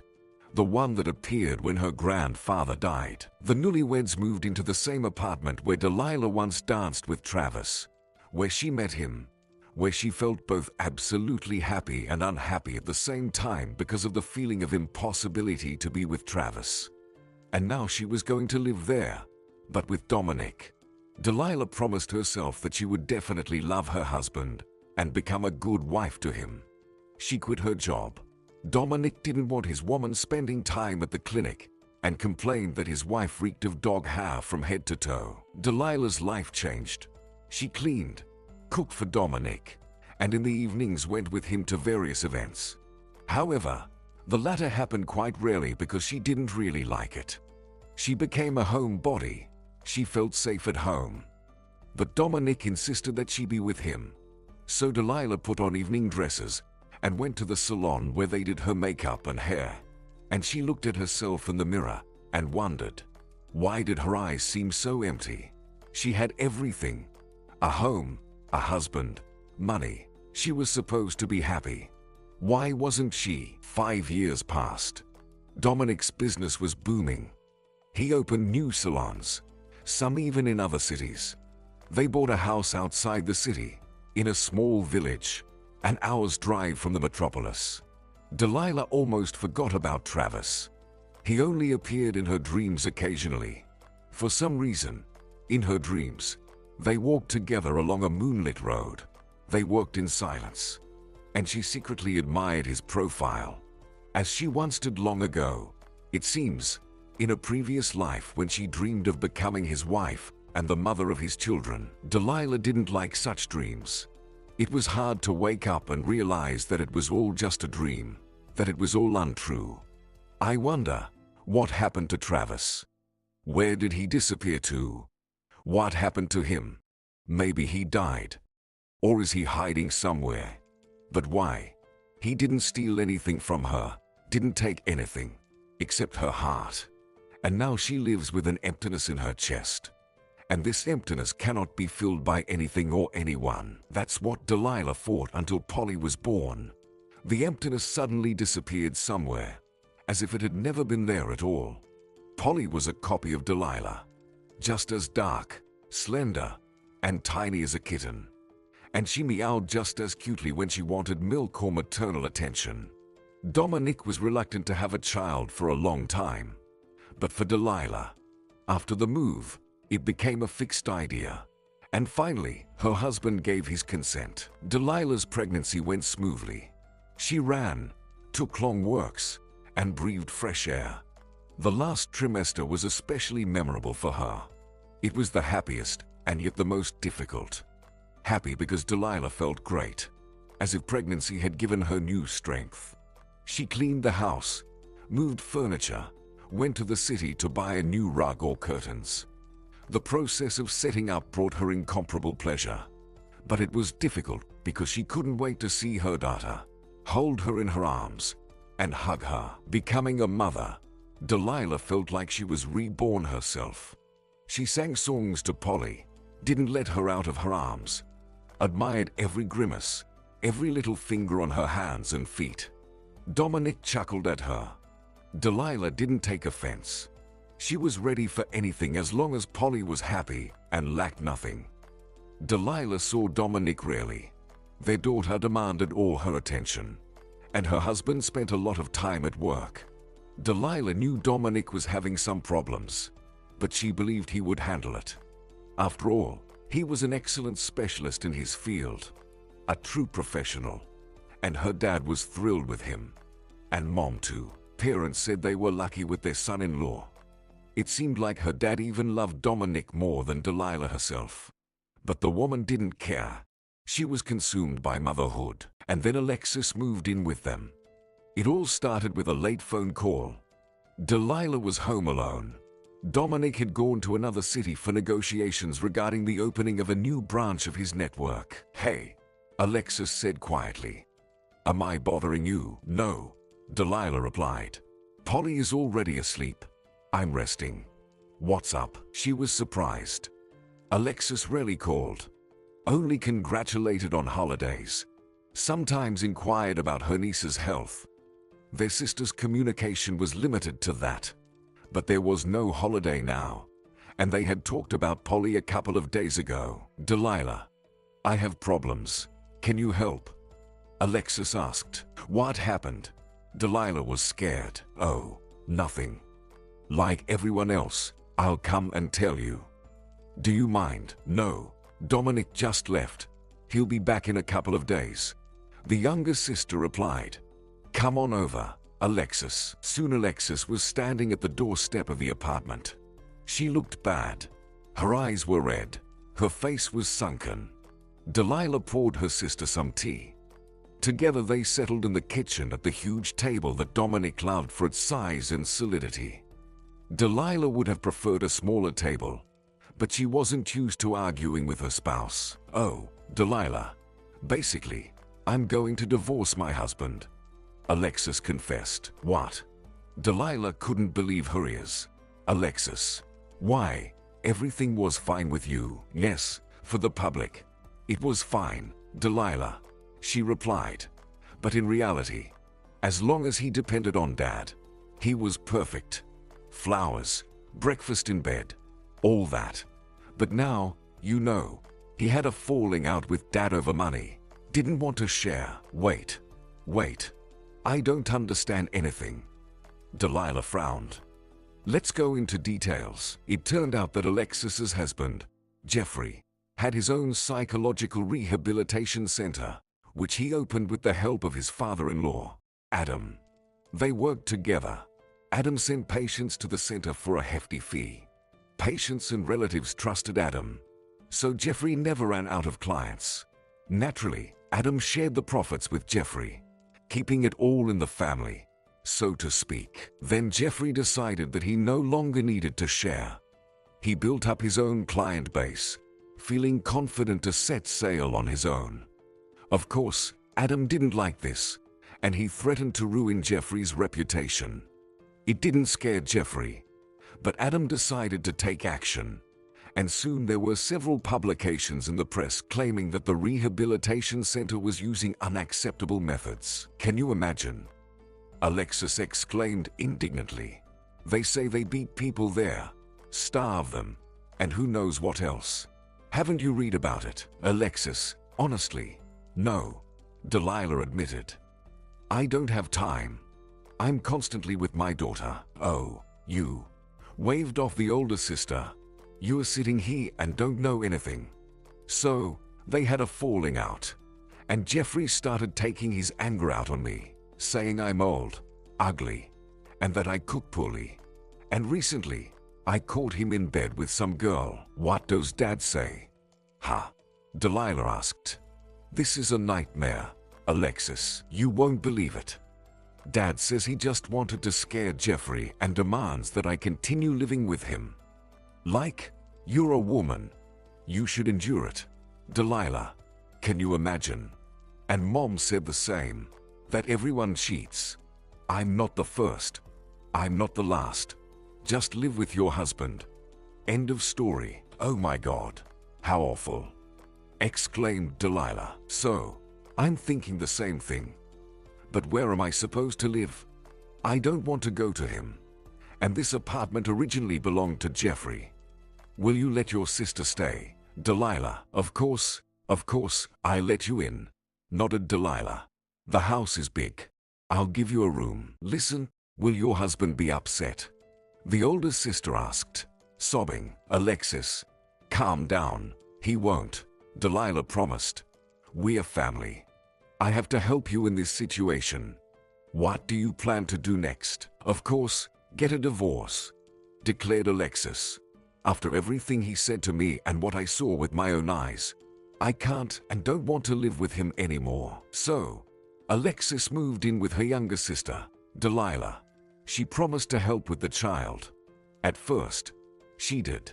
But soon Alexis lost interest in her niece.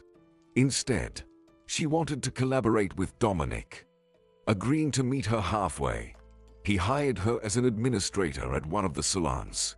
Polly often fell ill. Delilah couldn't always keep the large house tidy or prepare dinner, leading to arguments with Dominic. Dominic returning home together with Alexis to the exhausted, overwhelmed Delilah, covered in baby food stains, was becoming routine. Dissatisfied, Dominic ordered takeout, while Alexis repeatedly talked to Delilah about her failure to fulfill her duties. These conversations always began the same way. Alexis stayed with her younger sister in the kitchen to help with the dishes, while Dominic watched over Polly. Delilah, this won't work, Alexis said. Dominic has it rough. You can't imagine how hard he works, how difficult it is for him. He wants to come back to a clean house with dinner ready. Polly hasn't left my arms all day, Delilah replied. What can I do? Sometimes her stomach hurts, sometimes something else. Nothing seems to help. Well, other women manage. Alexis frowned. You're not the only mother in the world. Everyone copes. Mom managed with all of us. Delilah, what's wrong with you? Mom had a maid. Remember? Delilah reminded her sister. She cleaned, cooked, and could play with us while Mom rested or went out. Delilah, Mom had 3 children, and you have only Polly. I feel sorry for Dominic. Truly. He's terribly tired. I can see it. And you're just staying indoors and letting yourself go. Dominic also started hinting that Delilah wasn't handling her responsibilities.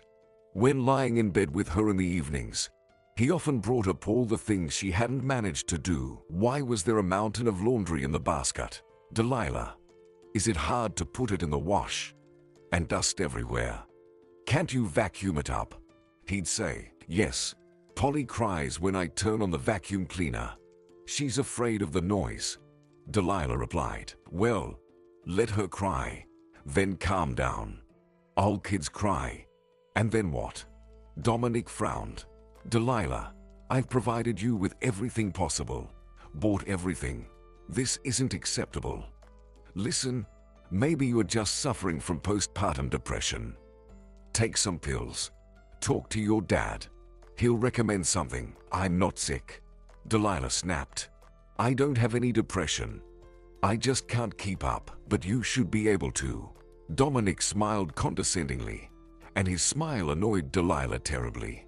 I do a lot, so should you. Nevertheless, Dominic spoke to his father-in-law and brought Delilah a bottle of pink pills. Here, take these. He handed Delilah the medicine. What's this? She turned the bottle in her hand. These are to help you start managing everything. He smiled. Your dad gave them to me.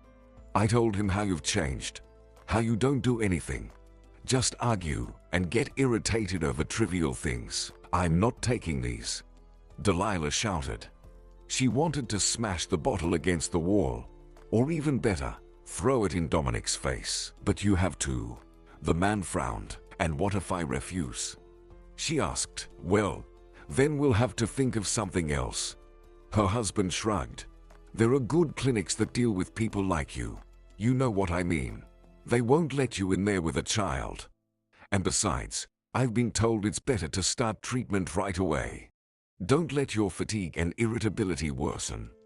Take the pills, it'll be easier for you. And if not, the treatment could last for years at a rehabilitation center. and you won't see your child. Delilah was scared because Dominic didn't like to joke and couldn't.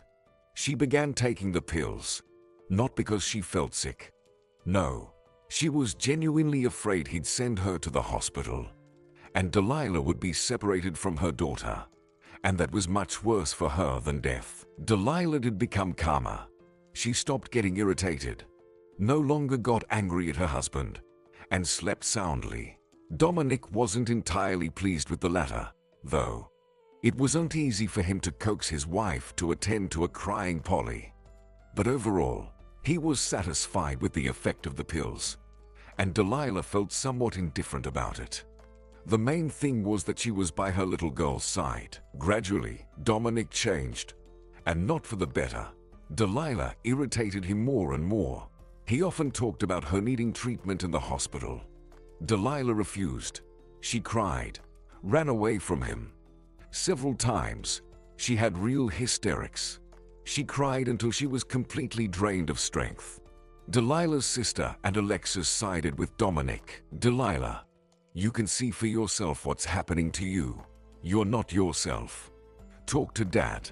He'll find you a better doctor, and you'll get back to normal quickly. Why suffer? Alexis said thoughtfully. I'm not suffering. Delilah said. I'm fine. And stop bothering me. You know, to be honest, I've long thought that well, sometimes you make strange decisions. Alexis said thoughtfully. First, the academy, then Travis appeared in your life. No, I understand. He was handsome. But why rush into marrying him? Well, you can have fun, but with the thought that it's all temporary. Do you understand? I don't want to talk about it. Tears welled up in Delilah's eyes. Alexis, I'm fine. Perfectly fine. Well, as you wish, little sister. Alexis shrugged. But, Delilah, I'd still think about it if I were you. Delilah became increasingly absent-minded. She began to forget to feed her daughter and couldn't understand why she was crying. A couple of times, she left Polly on the balcony of the second floor. Polly had already learned to work by then. Delilah realized that if she fell asleep or got distracted, Polly could climb onto a chair and topple over the railing. These incidents terrified her terribly. Delilah didn't dare to tell anyone about it except her sister. Oh my God, what a nightmare! Alexis exclaimed. Do you really not want to talk to Dad? Delilah, I don't want to. The woman replied firmly. I know him. Dad will send me to the hospital. I'll lie there until Polly forgets me. Well, then we need to hire a housekeeper. Alexis sighed. I talked to Dominic about it. You know I'm on your side, sis. I see that something's happening to you. Dominic doesn't want that, of course. He's like that. Thinks a woman should take care of the household herself, or work. Listen, Alexis, talk to him. Delilah sighed. I really can't cope. Maybe it'll get easier. Alexis managed to persuade Dominic. So Angela, a kind 50-year-old woman, appeared in the house, taking care of cleaning and cooking. Of course, Dominic expressed his dissatisfaction in every way possible, but Delilah didn't care. It became easier for her. Now Dominic's wife could focus solely on her daughter, and she grew attached to Angela. They cooked together, talked, and when they managed to finish their chores early, they watched old movies in the living room. Dominic didn't approve of the last incident. He believed that the housekeeper should know her place. But Delilah felt comfortable and at ease with Angela. Besides, she didn't feel lonely anymore. Then something happened that nearly drove Delilah insane. It turned out that Polly was allergic to peanuts. She tried a little pasta and immediately turned red, swelling up, wheezing for air. Angela called an ambulance for the girl, which arrived within minutes. Polly had to be hospitalized. Delilah spent several horrible days in the hospital with her daughter. Fortunately, everything turned out fine. The doctor ordered to keep a stock of allergy symptom relief medication at home and strictly prohibited giving Polly any peanut-containing products. That's when Dominic unleashed a terrible scandal on Delilah. You need to watch the child. My God, I hired a housekeeper. Who else do we need? A nanny. Maybe you need a nanny too. You're unbelievable, wife. Dominic exclaimed. I just let her try a tiny bit. Delilah screamed in response. No one could have predicted she'd have an allergic reaction. You need to get treatment, Dominic said. If this happens again, you'll go to a mental institution. I'm telling you. Is that clear? Alexis once again sided with Dominic. I'll make sure there are no peanut products in the house, Alexis declared. Delilah can't handle it. Yeah, Alexis. Thank you. You're my only hope. The man nodded. Delilah ran out of the room. She heard the last words Alexis said to Dominic. And how did such different sisters end up in one family? From that day on, Delilah never slept in the Marital bedroom again. She moved in with her daughter, Polly. She didn't want to sleep with Dominic anymore, and it was calmer for her next to her daughter. Delilah couldn't forget Polly's swollen, frightened face and wheezing breath. The only support Delilah had was the housekeeper, Angela. Well, it happens, she sighed. My son almost died when he choked on a bean in his childhood. Imagine. He was eating, I was cooking, and suddenly I hear him wheezing. Luckily, I realized, grabbed him by the legs, turned him over, and shook him, and out came the bean. Kids, Delilah. Anything can happen with them. But Delilah still considered herself a terrible mother, and thought that Polly had almost died because of her. Dominic also believed that Delilah was a worthless mother. When Polly turned 3, he decided to take the family abroad. Delilah was supposed to take Polly to the city, handle the paperwork, and take some photos. Polly was terribly afraid of the photographer. She cried, covered her face with her hands, threw tantrums. Delilah gave up. She knew that if Polly didn't want something, it was impossible to make her, and she couldn't shout at her daughter. Polly refused to pose for the photos, even in exchange for her favorite chocolate or toy. Delilah had to return home empty-handed, and her husband, Dominic, was furious. Delilah, nothing can be entrusted to you, he said. It's like I'm living with a disabled person. But she didn't want to. What was I supposed to do, Dominic? Tie her up? Ha! Hit her? Delilah retorted. You're a mother. You should know what to do in such situations. Dominic said. Let Alexis take her. Your sister will definitely manage it. Alexis did manage to take the photos eventually. Although Polly complained to her mom that she yelled at her and threatened to give her to a stranger if she didn't stop crying. Delilah then had a serious falling out with her sister. Delilah, what's gotten into you? I don't understand. Alexis wondered. She was screaming. But we needed the photos, but not like that. Delilah shouted. Now she sleeps poorly, afraid that some stranger will come for her. Alexis, it wasn't worth it. No photo is worth that. Remember that. You're exaggerating. Alexis casually smiled and stopped shouting. You have weak nerves, sis. No one will tell you the truth except me. But you really need treatment. What are you so afraid of, Delilah? A couple of weeks in the clinic, IVs, injections, and you'll be good as new. And you've just turned your husband's life into hell.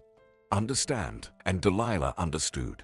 She understood that she wanted to run away, anywhere, even to hell, just not to stay with her husband. Somehow, when he went away on long business trips, Delilah felt better. She slept well. She didn't cry at night, stopped worrying to the point of shaking about Polly. But as soon as Dominic returned, everything went back to square one. But Delilah had nowhere to run. She knew her parents wouldn't take her back. Not for anything. Dad simply adored Dominic, and Mom always sided with him. Often Delilah thought about her grandfather's stamp collection. Just sell a couple of stamps, buy an apartment, and leave with Polly. This plan seemed perfect to her. But Delilah was stopped by thoughts that perhaps Dominic was right, and she was a worthless mother. Besides, she might not be able to handle the child alone.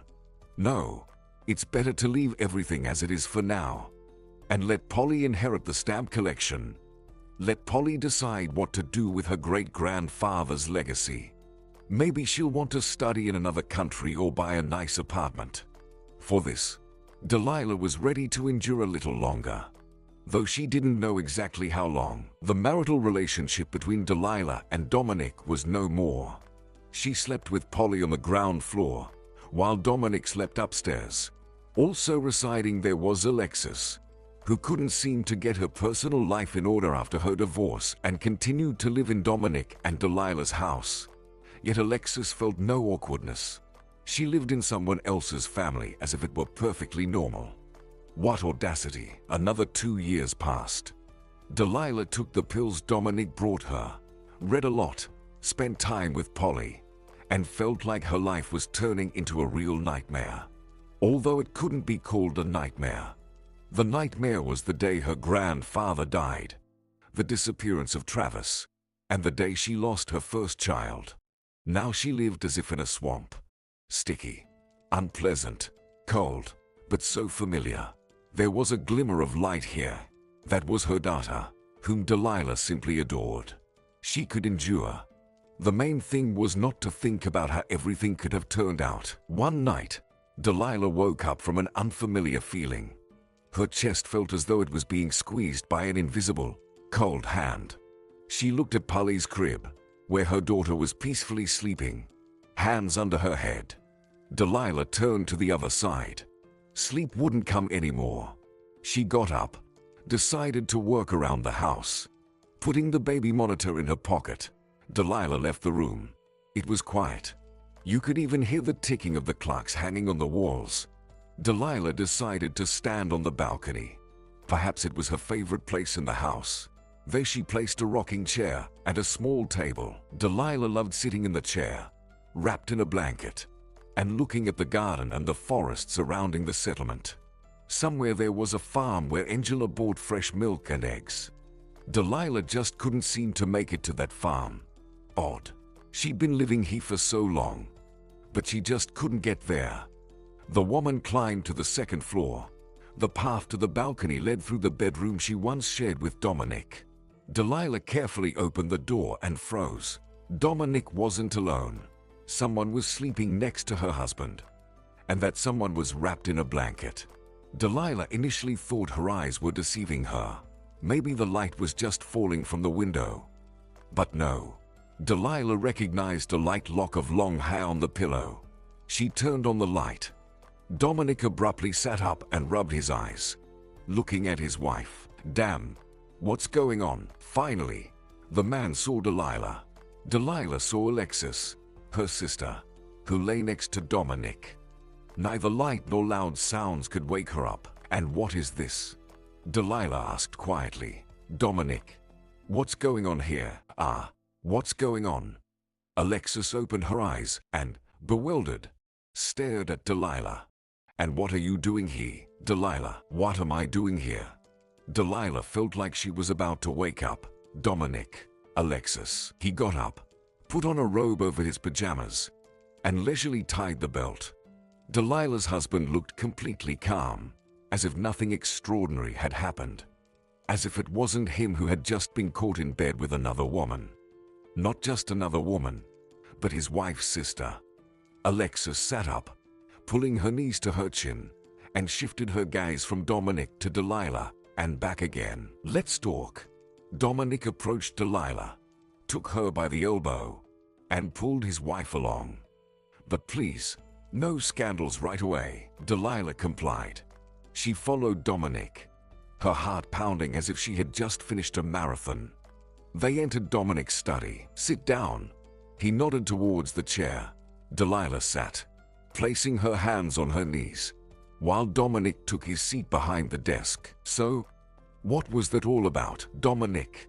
Delilah asked again. You see, I can't go on like this anymore.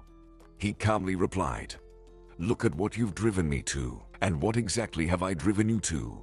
She asked, surprised. Delilah, I'm a young, healthy man. And Alexis has always been there, helping me, supporting me. She practically replaced Polly's mother. I've asked you numerous times to get help. But what choice did I have? Delilah, what choice did you have? You could have chosen not to cheat and behave normally. She retorted, I did everything I could. I even talked to your father about you. He even suggested divorcing you. But I couldn't leave you. Dominic frowned. Anyway, since we're here, I want to offer you a choice. There are two options, my dear, and what are they? Delilah asked, her voice faltering. Well, it's simple. Either we leave everything as it is, and I file for divorce myself, but you'll never see the child again. He smirked.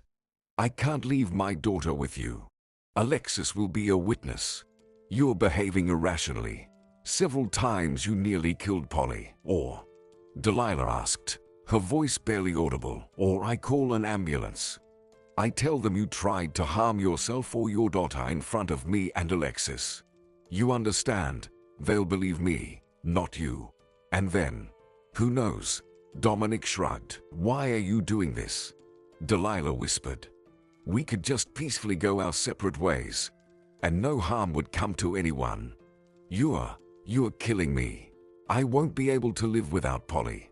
I just won't, because she's my daughter. Oh, Delilah, it's all so complicated. Dominic smiled. You know, it's a long explanation, but I'm a noble person. You think it over for now. I'll leave you here. I'll be back in half an hour. Hopefully, you'll make the right decision. And don't touch any sharp objects. I have a letter opener on my desk. Don't cut yourself. He stood up and worked past Delilah. She heard the key turn in the lock. Dominic always kept his office locked. Delilah sat frozen, staring ahead with a glazed look. She was trapped, unable to escape.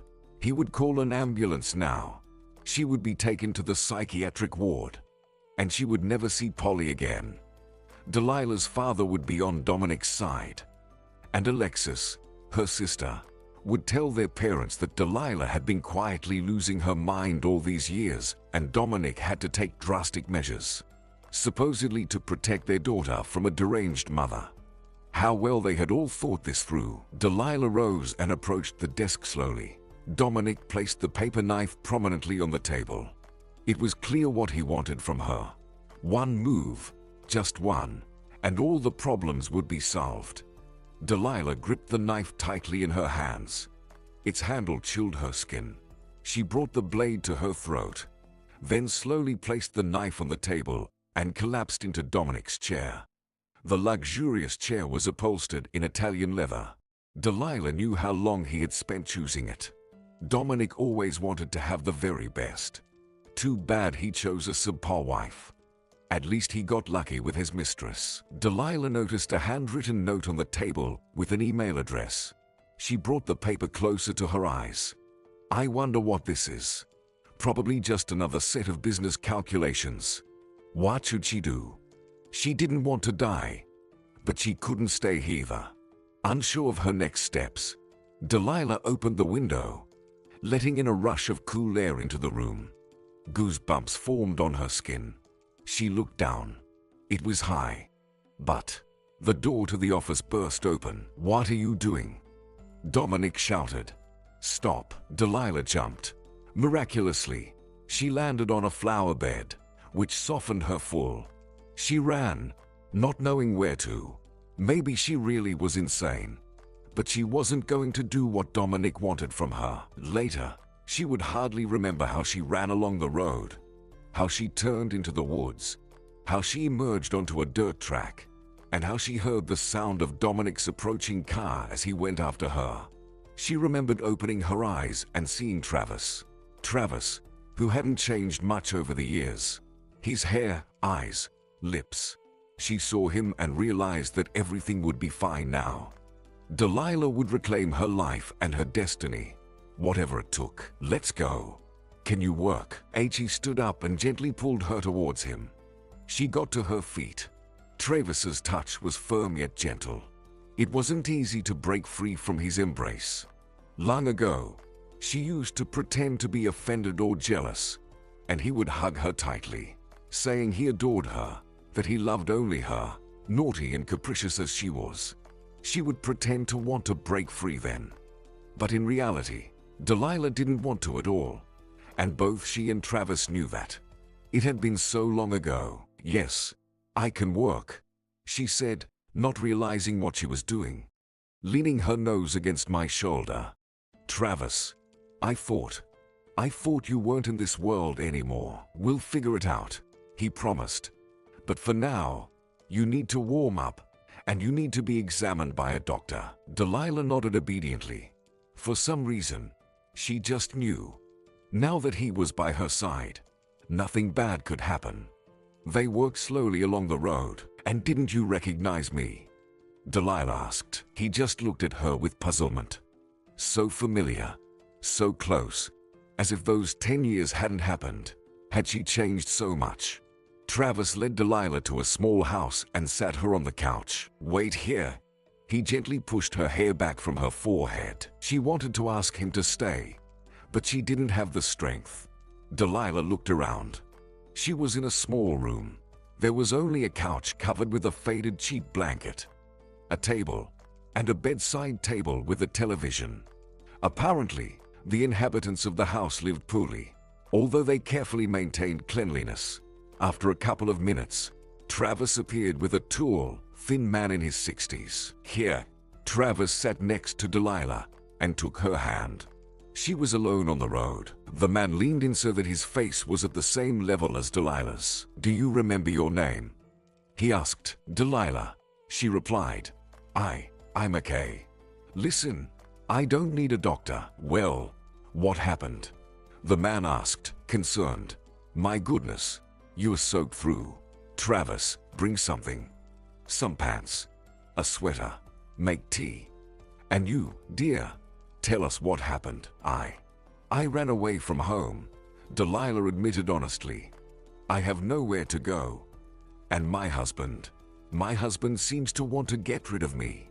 He says I'm crazy." "And are you crazy?" the man asked. "No, of course not." Delilah shook her head. "I'm perfectly normal." "All right, I'll take your word for it." The man smiled. "By the way, my name is Nathan."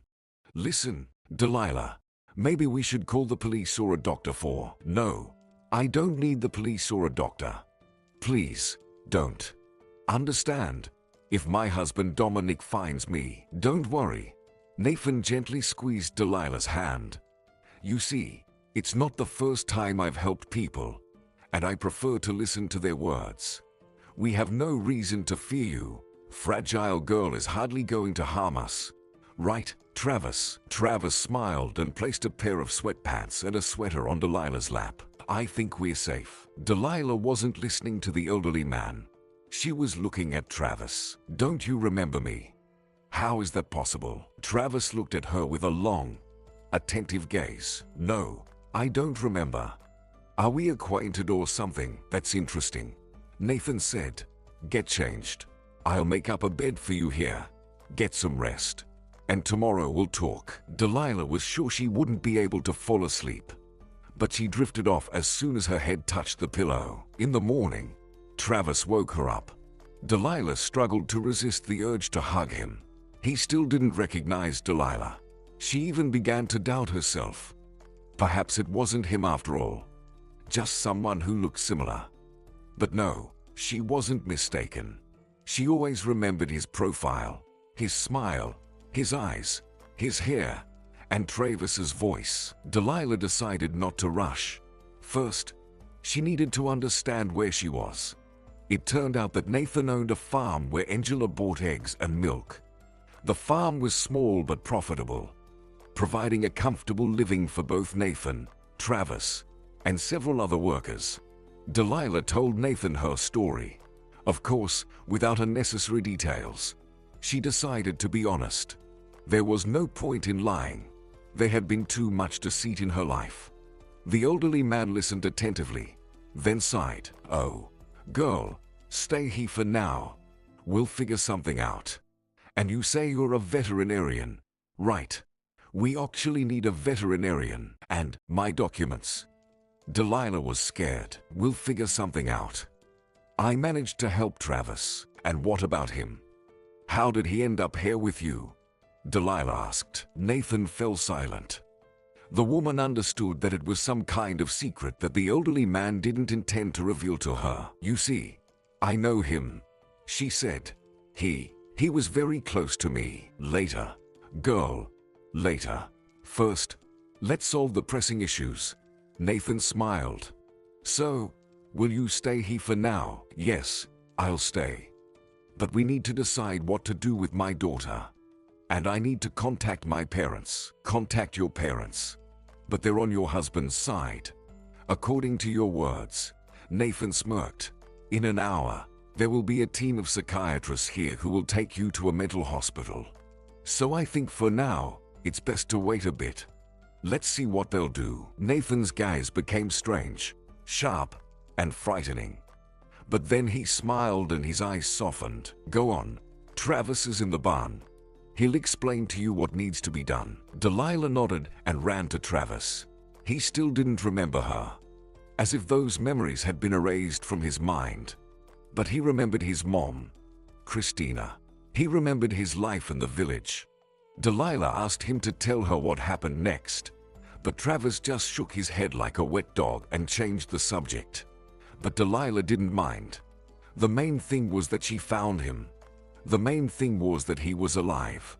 But something had happened to him. Surprisingly, Dominic didn't look for Delilah at all. There were no announcements, no police, no volunteers or rescuers. And Delilah was amazed by this. Did her husband really not care? What does Dominic want to achieve? Did he decide that Delilah disappeared forever? Or is he hiding the fact of her disappearance himself? Delilah desperately wanted to talk to her parents, but she couldn't bring herself to call them, and Nathan discouraged her.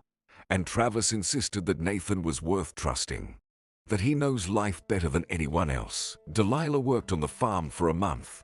Gradually, her skills were coming back, and she remembered how much she loved her profession. She regretted wasting so much time. She often thought about Polly. But Nathan said it wasn't time to take any action yet, and Delilah believed him, although her life seemed even stranger to her than before. One day, Travis told Delilah that Nathan used to be a notorious criminal authority. He had a son whom he involved in his dubious business, and then something irreversible happened. His son died during a confrontation. Nathan then stepped away from his affairs and voluntarily surrendered to the police, seeking to atone for his sins. After being released, he decided to take up farming. Nathan bought a small plot of land, built a barn, hired workers, and lived quietly and peacefully, seemingly forgetting his past. How did you two meet? Delilah once asked. How did you end up here, Travis? The man looked pensive, and she desperately wanted to hug him. I don't even understand it myself. I remember waking up in the hospital. Nothing else. As if I hadn't lived before that. Just fragments. They were giving me injections. I slept for days. Then they started giving me pills. But I felt really bad. So, I started hiding them under my cheek. Then spitting them out and flushing them down the toilet. Oh my. Delilah whispered. What a nightmare. Yeah. Things got a bit clearer then.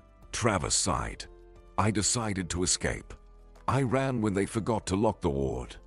I don't even know how I got past the guards. I walked for a long time. Just walked and walked. Then I passed out from hunger, I guess.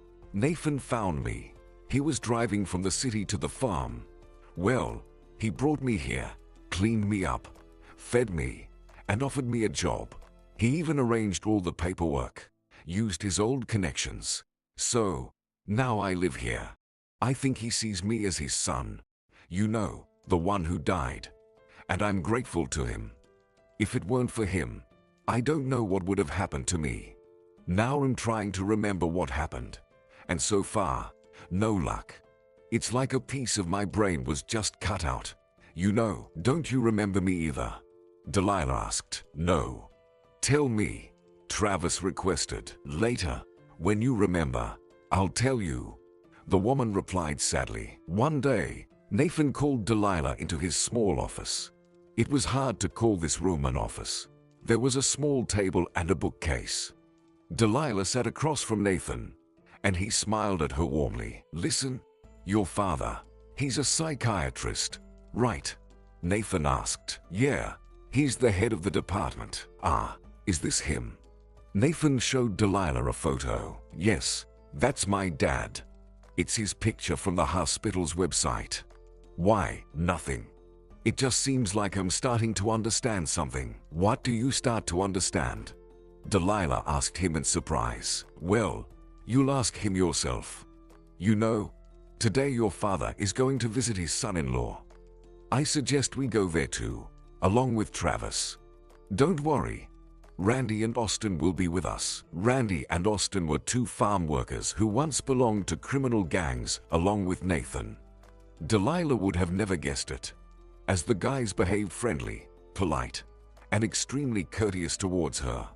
Delilah learned about their past only from Travis. They both come from orphanages. Travis told Delilah.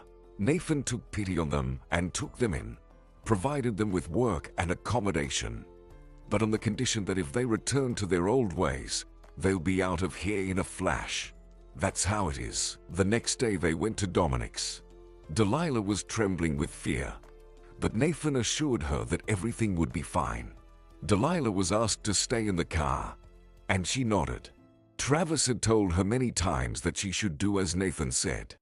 He repeated that Nathan had lived his life and learned from bitter experience. She only asked not to harm anyone, and the elderly man, hearing her, grimaced. "Well, my dear, what harm? I just want to talk to your family and clarify some things for myself. If I'm right, which I most likely am, then everything will be fine for you." Delilah spent almost an hour in the car. Unable to wait any longer, she went into the house. Everyone was in the living room. Dominic, Alexis, and her father. Nathan lounged on the sofa, while Austin and Randy stood beside him.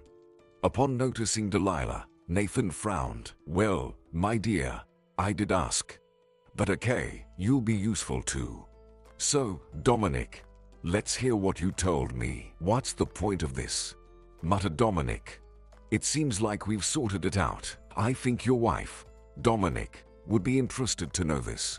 Or you, Alexis. Adam, you've also kept secrets from your daughter, haven't you?" "What's going on, Dad?"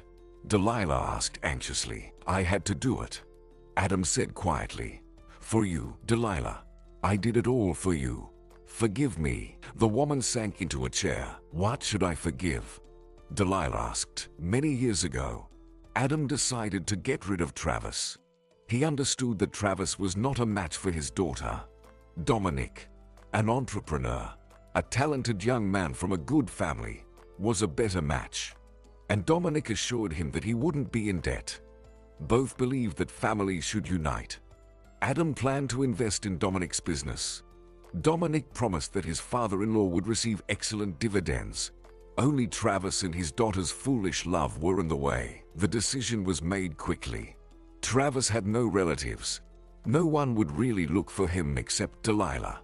It was a simple matter. Travis had to end up in a psychiatric hospital.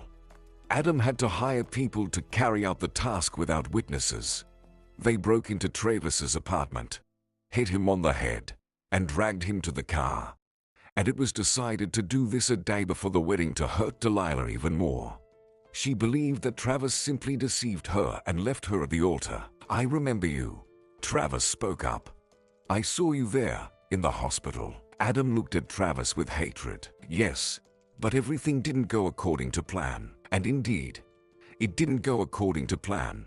Travis managed to escape due to the heavy medications he received in the hospital. Travis remembered nothing.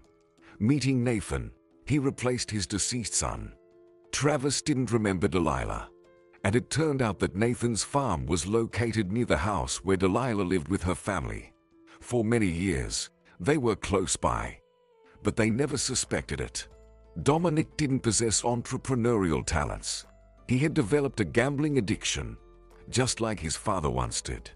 He lost large sums of money that were supposed to go towards business development and employee salaries. Employees were leaving rapidly, which drove Dominic to rage and despair. And a solution presented itself. Alexis told Dominic about the stamp collection left by Delilah's grandfather in her inheritance. She assured him that Delilah possessed a considerable fortune that she was unwilling to share. Dominic, upon learning this, was terribly angered. "That wretch, my dear wife," he exclaimed. "Why is she hoarding this stupid collection when she could invest it in the business?" The safe password was kept by Delilah. Alexis and Dominic searched the entire house.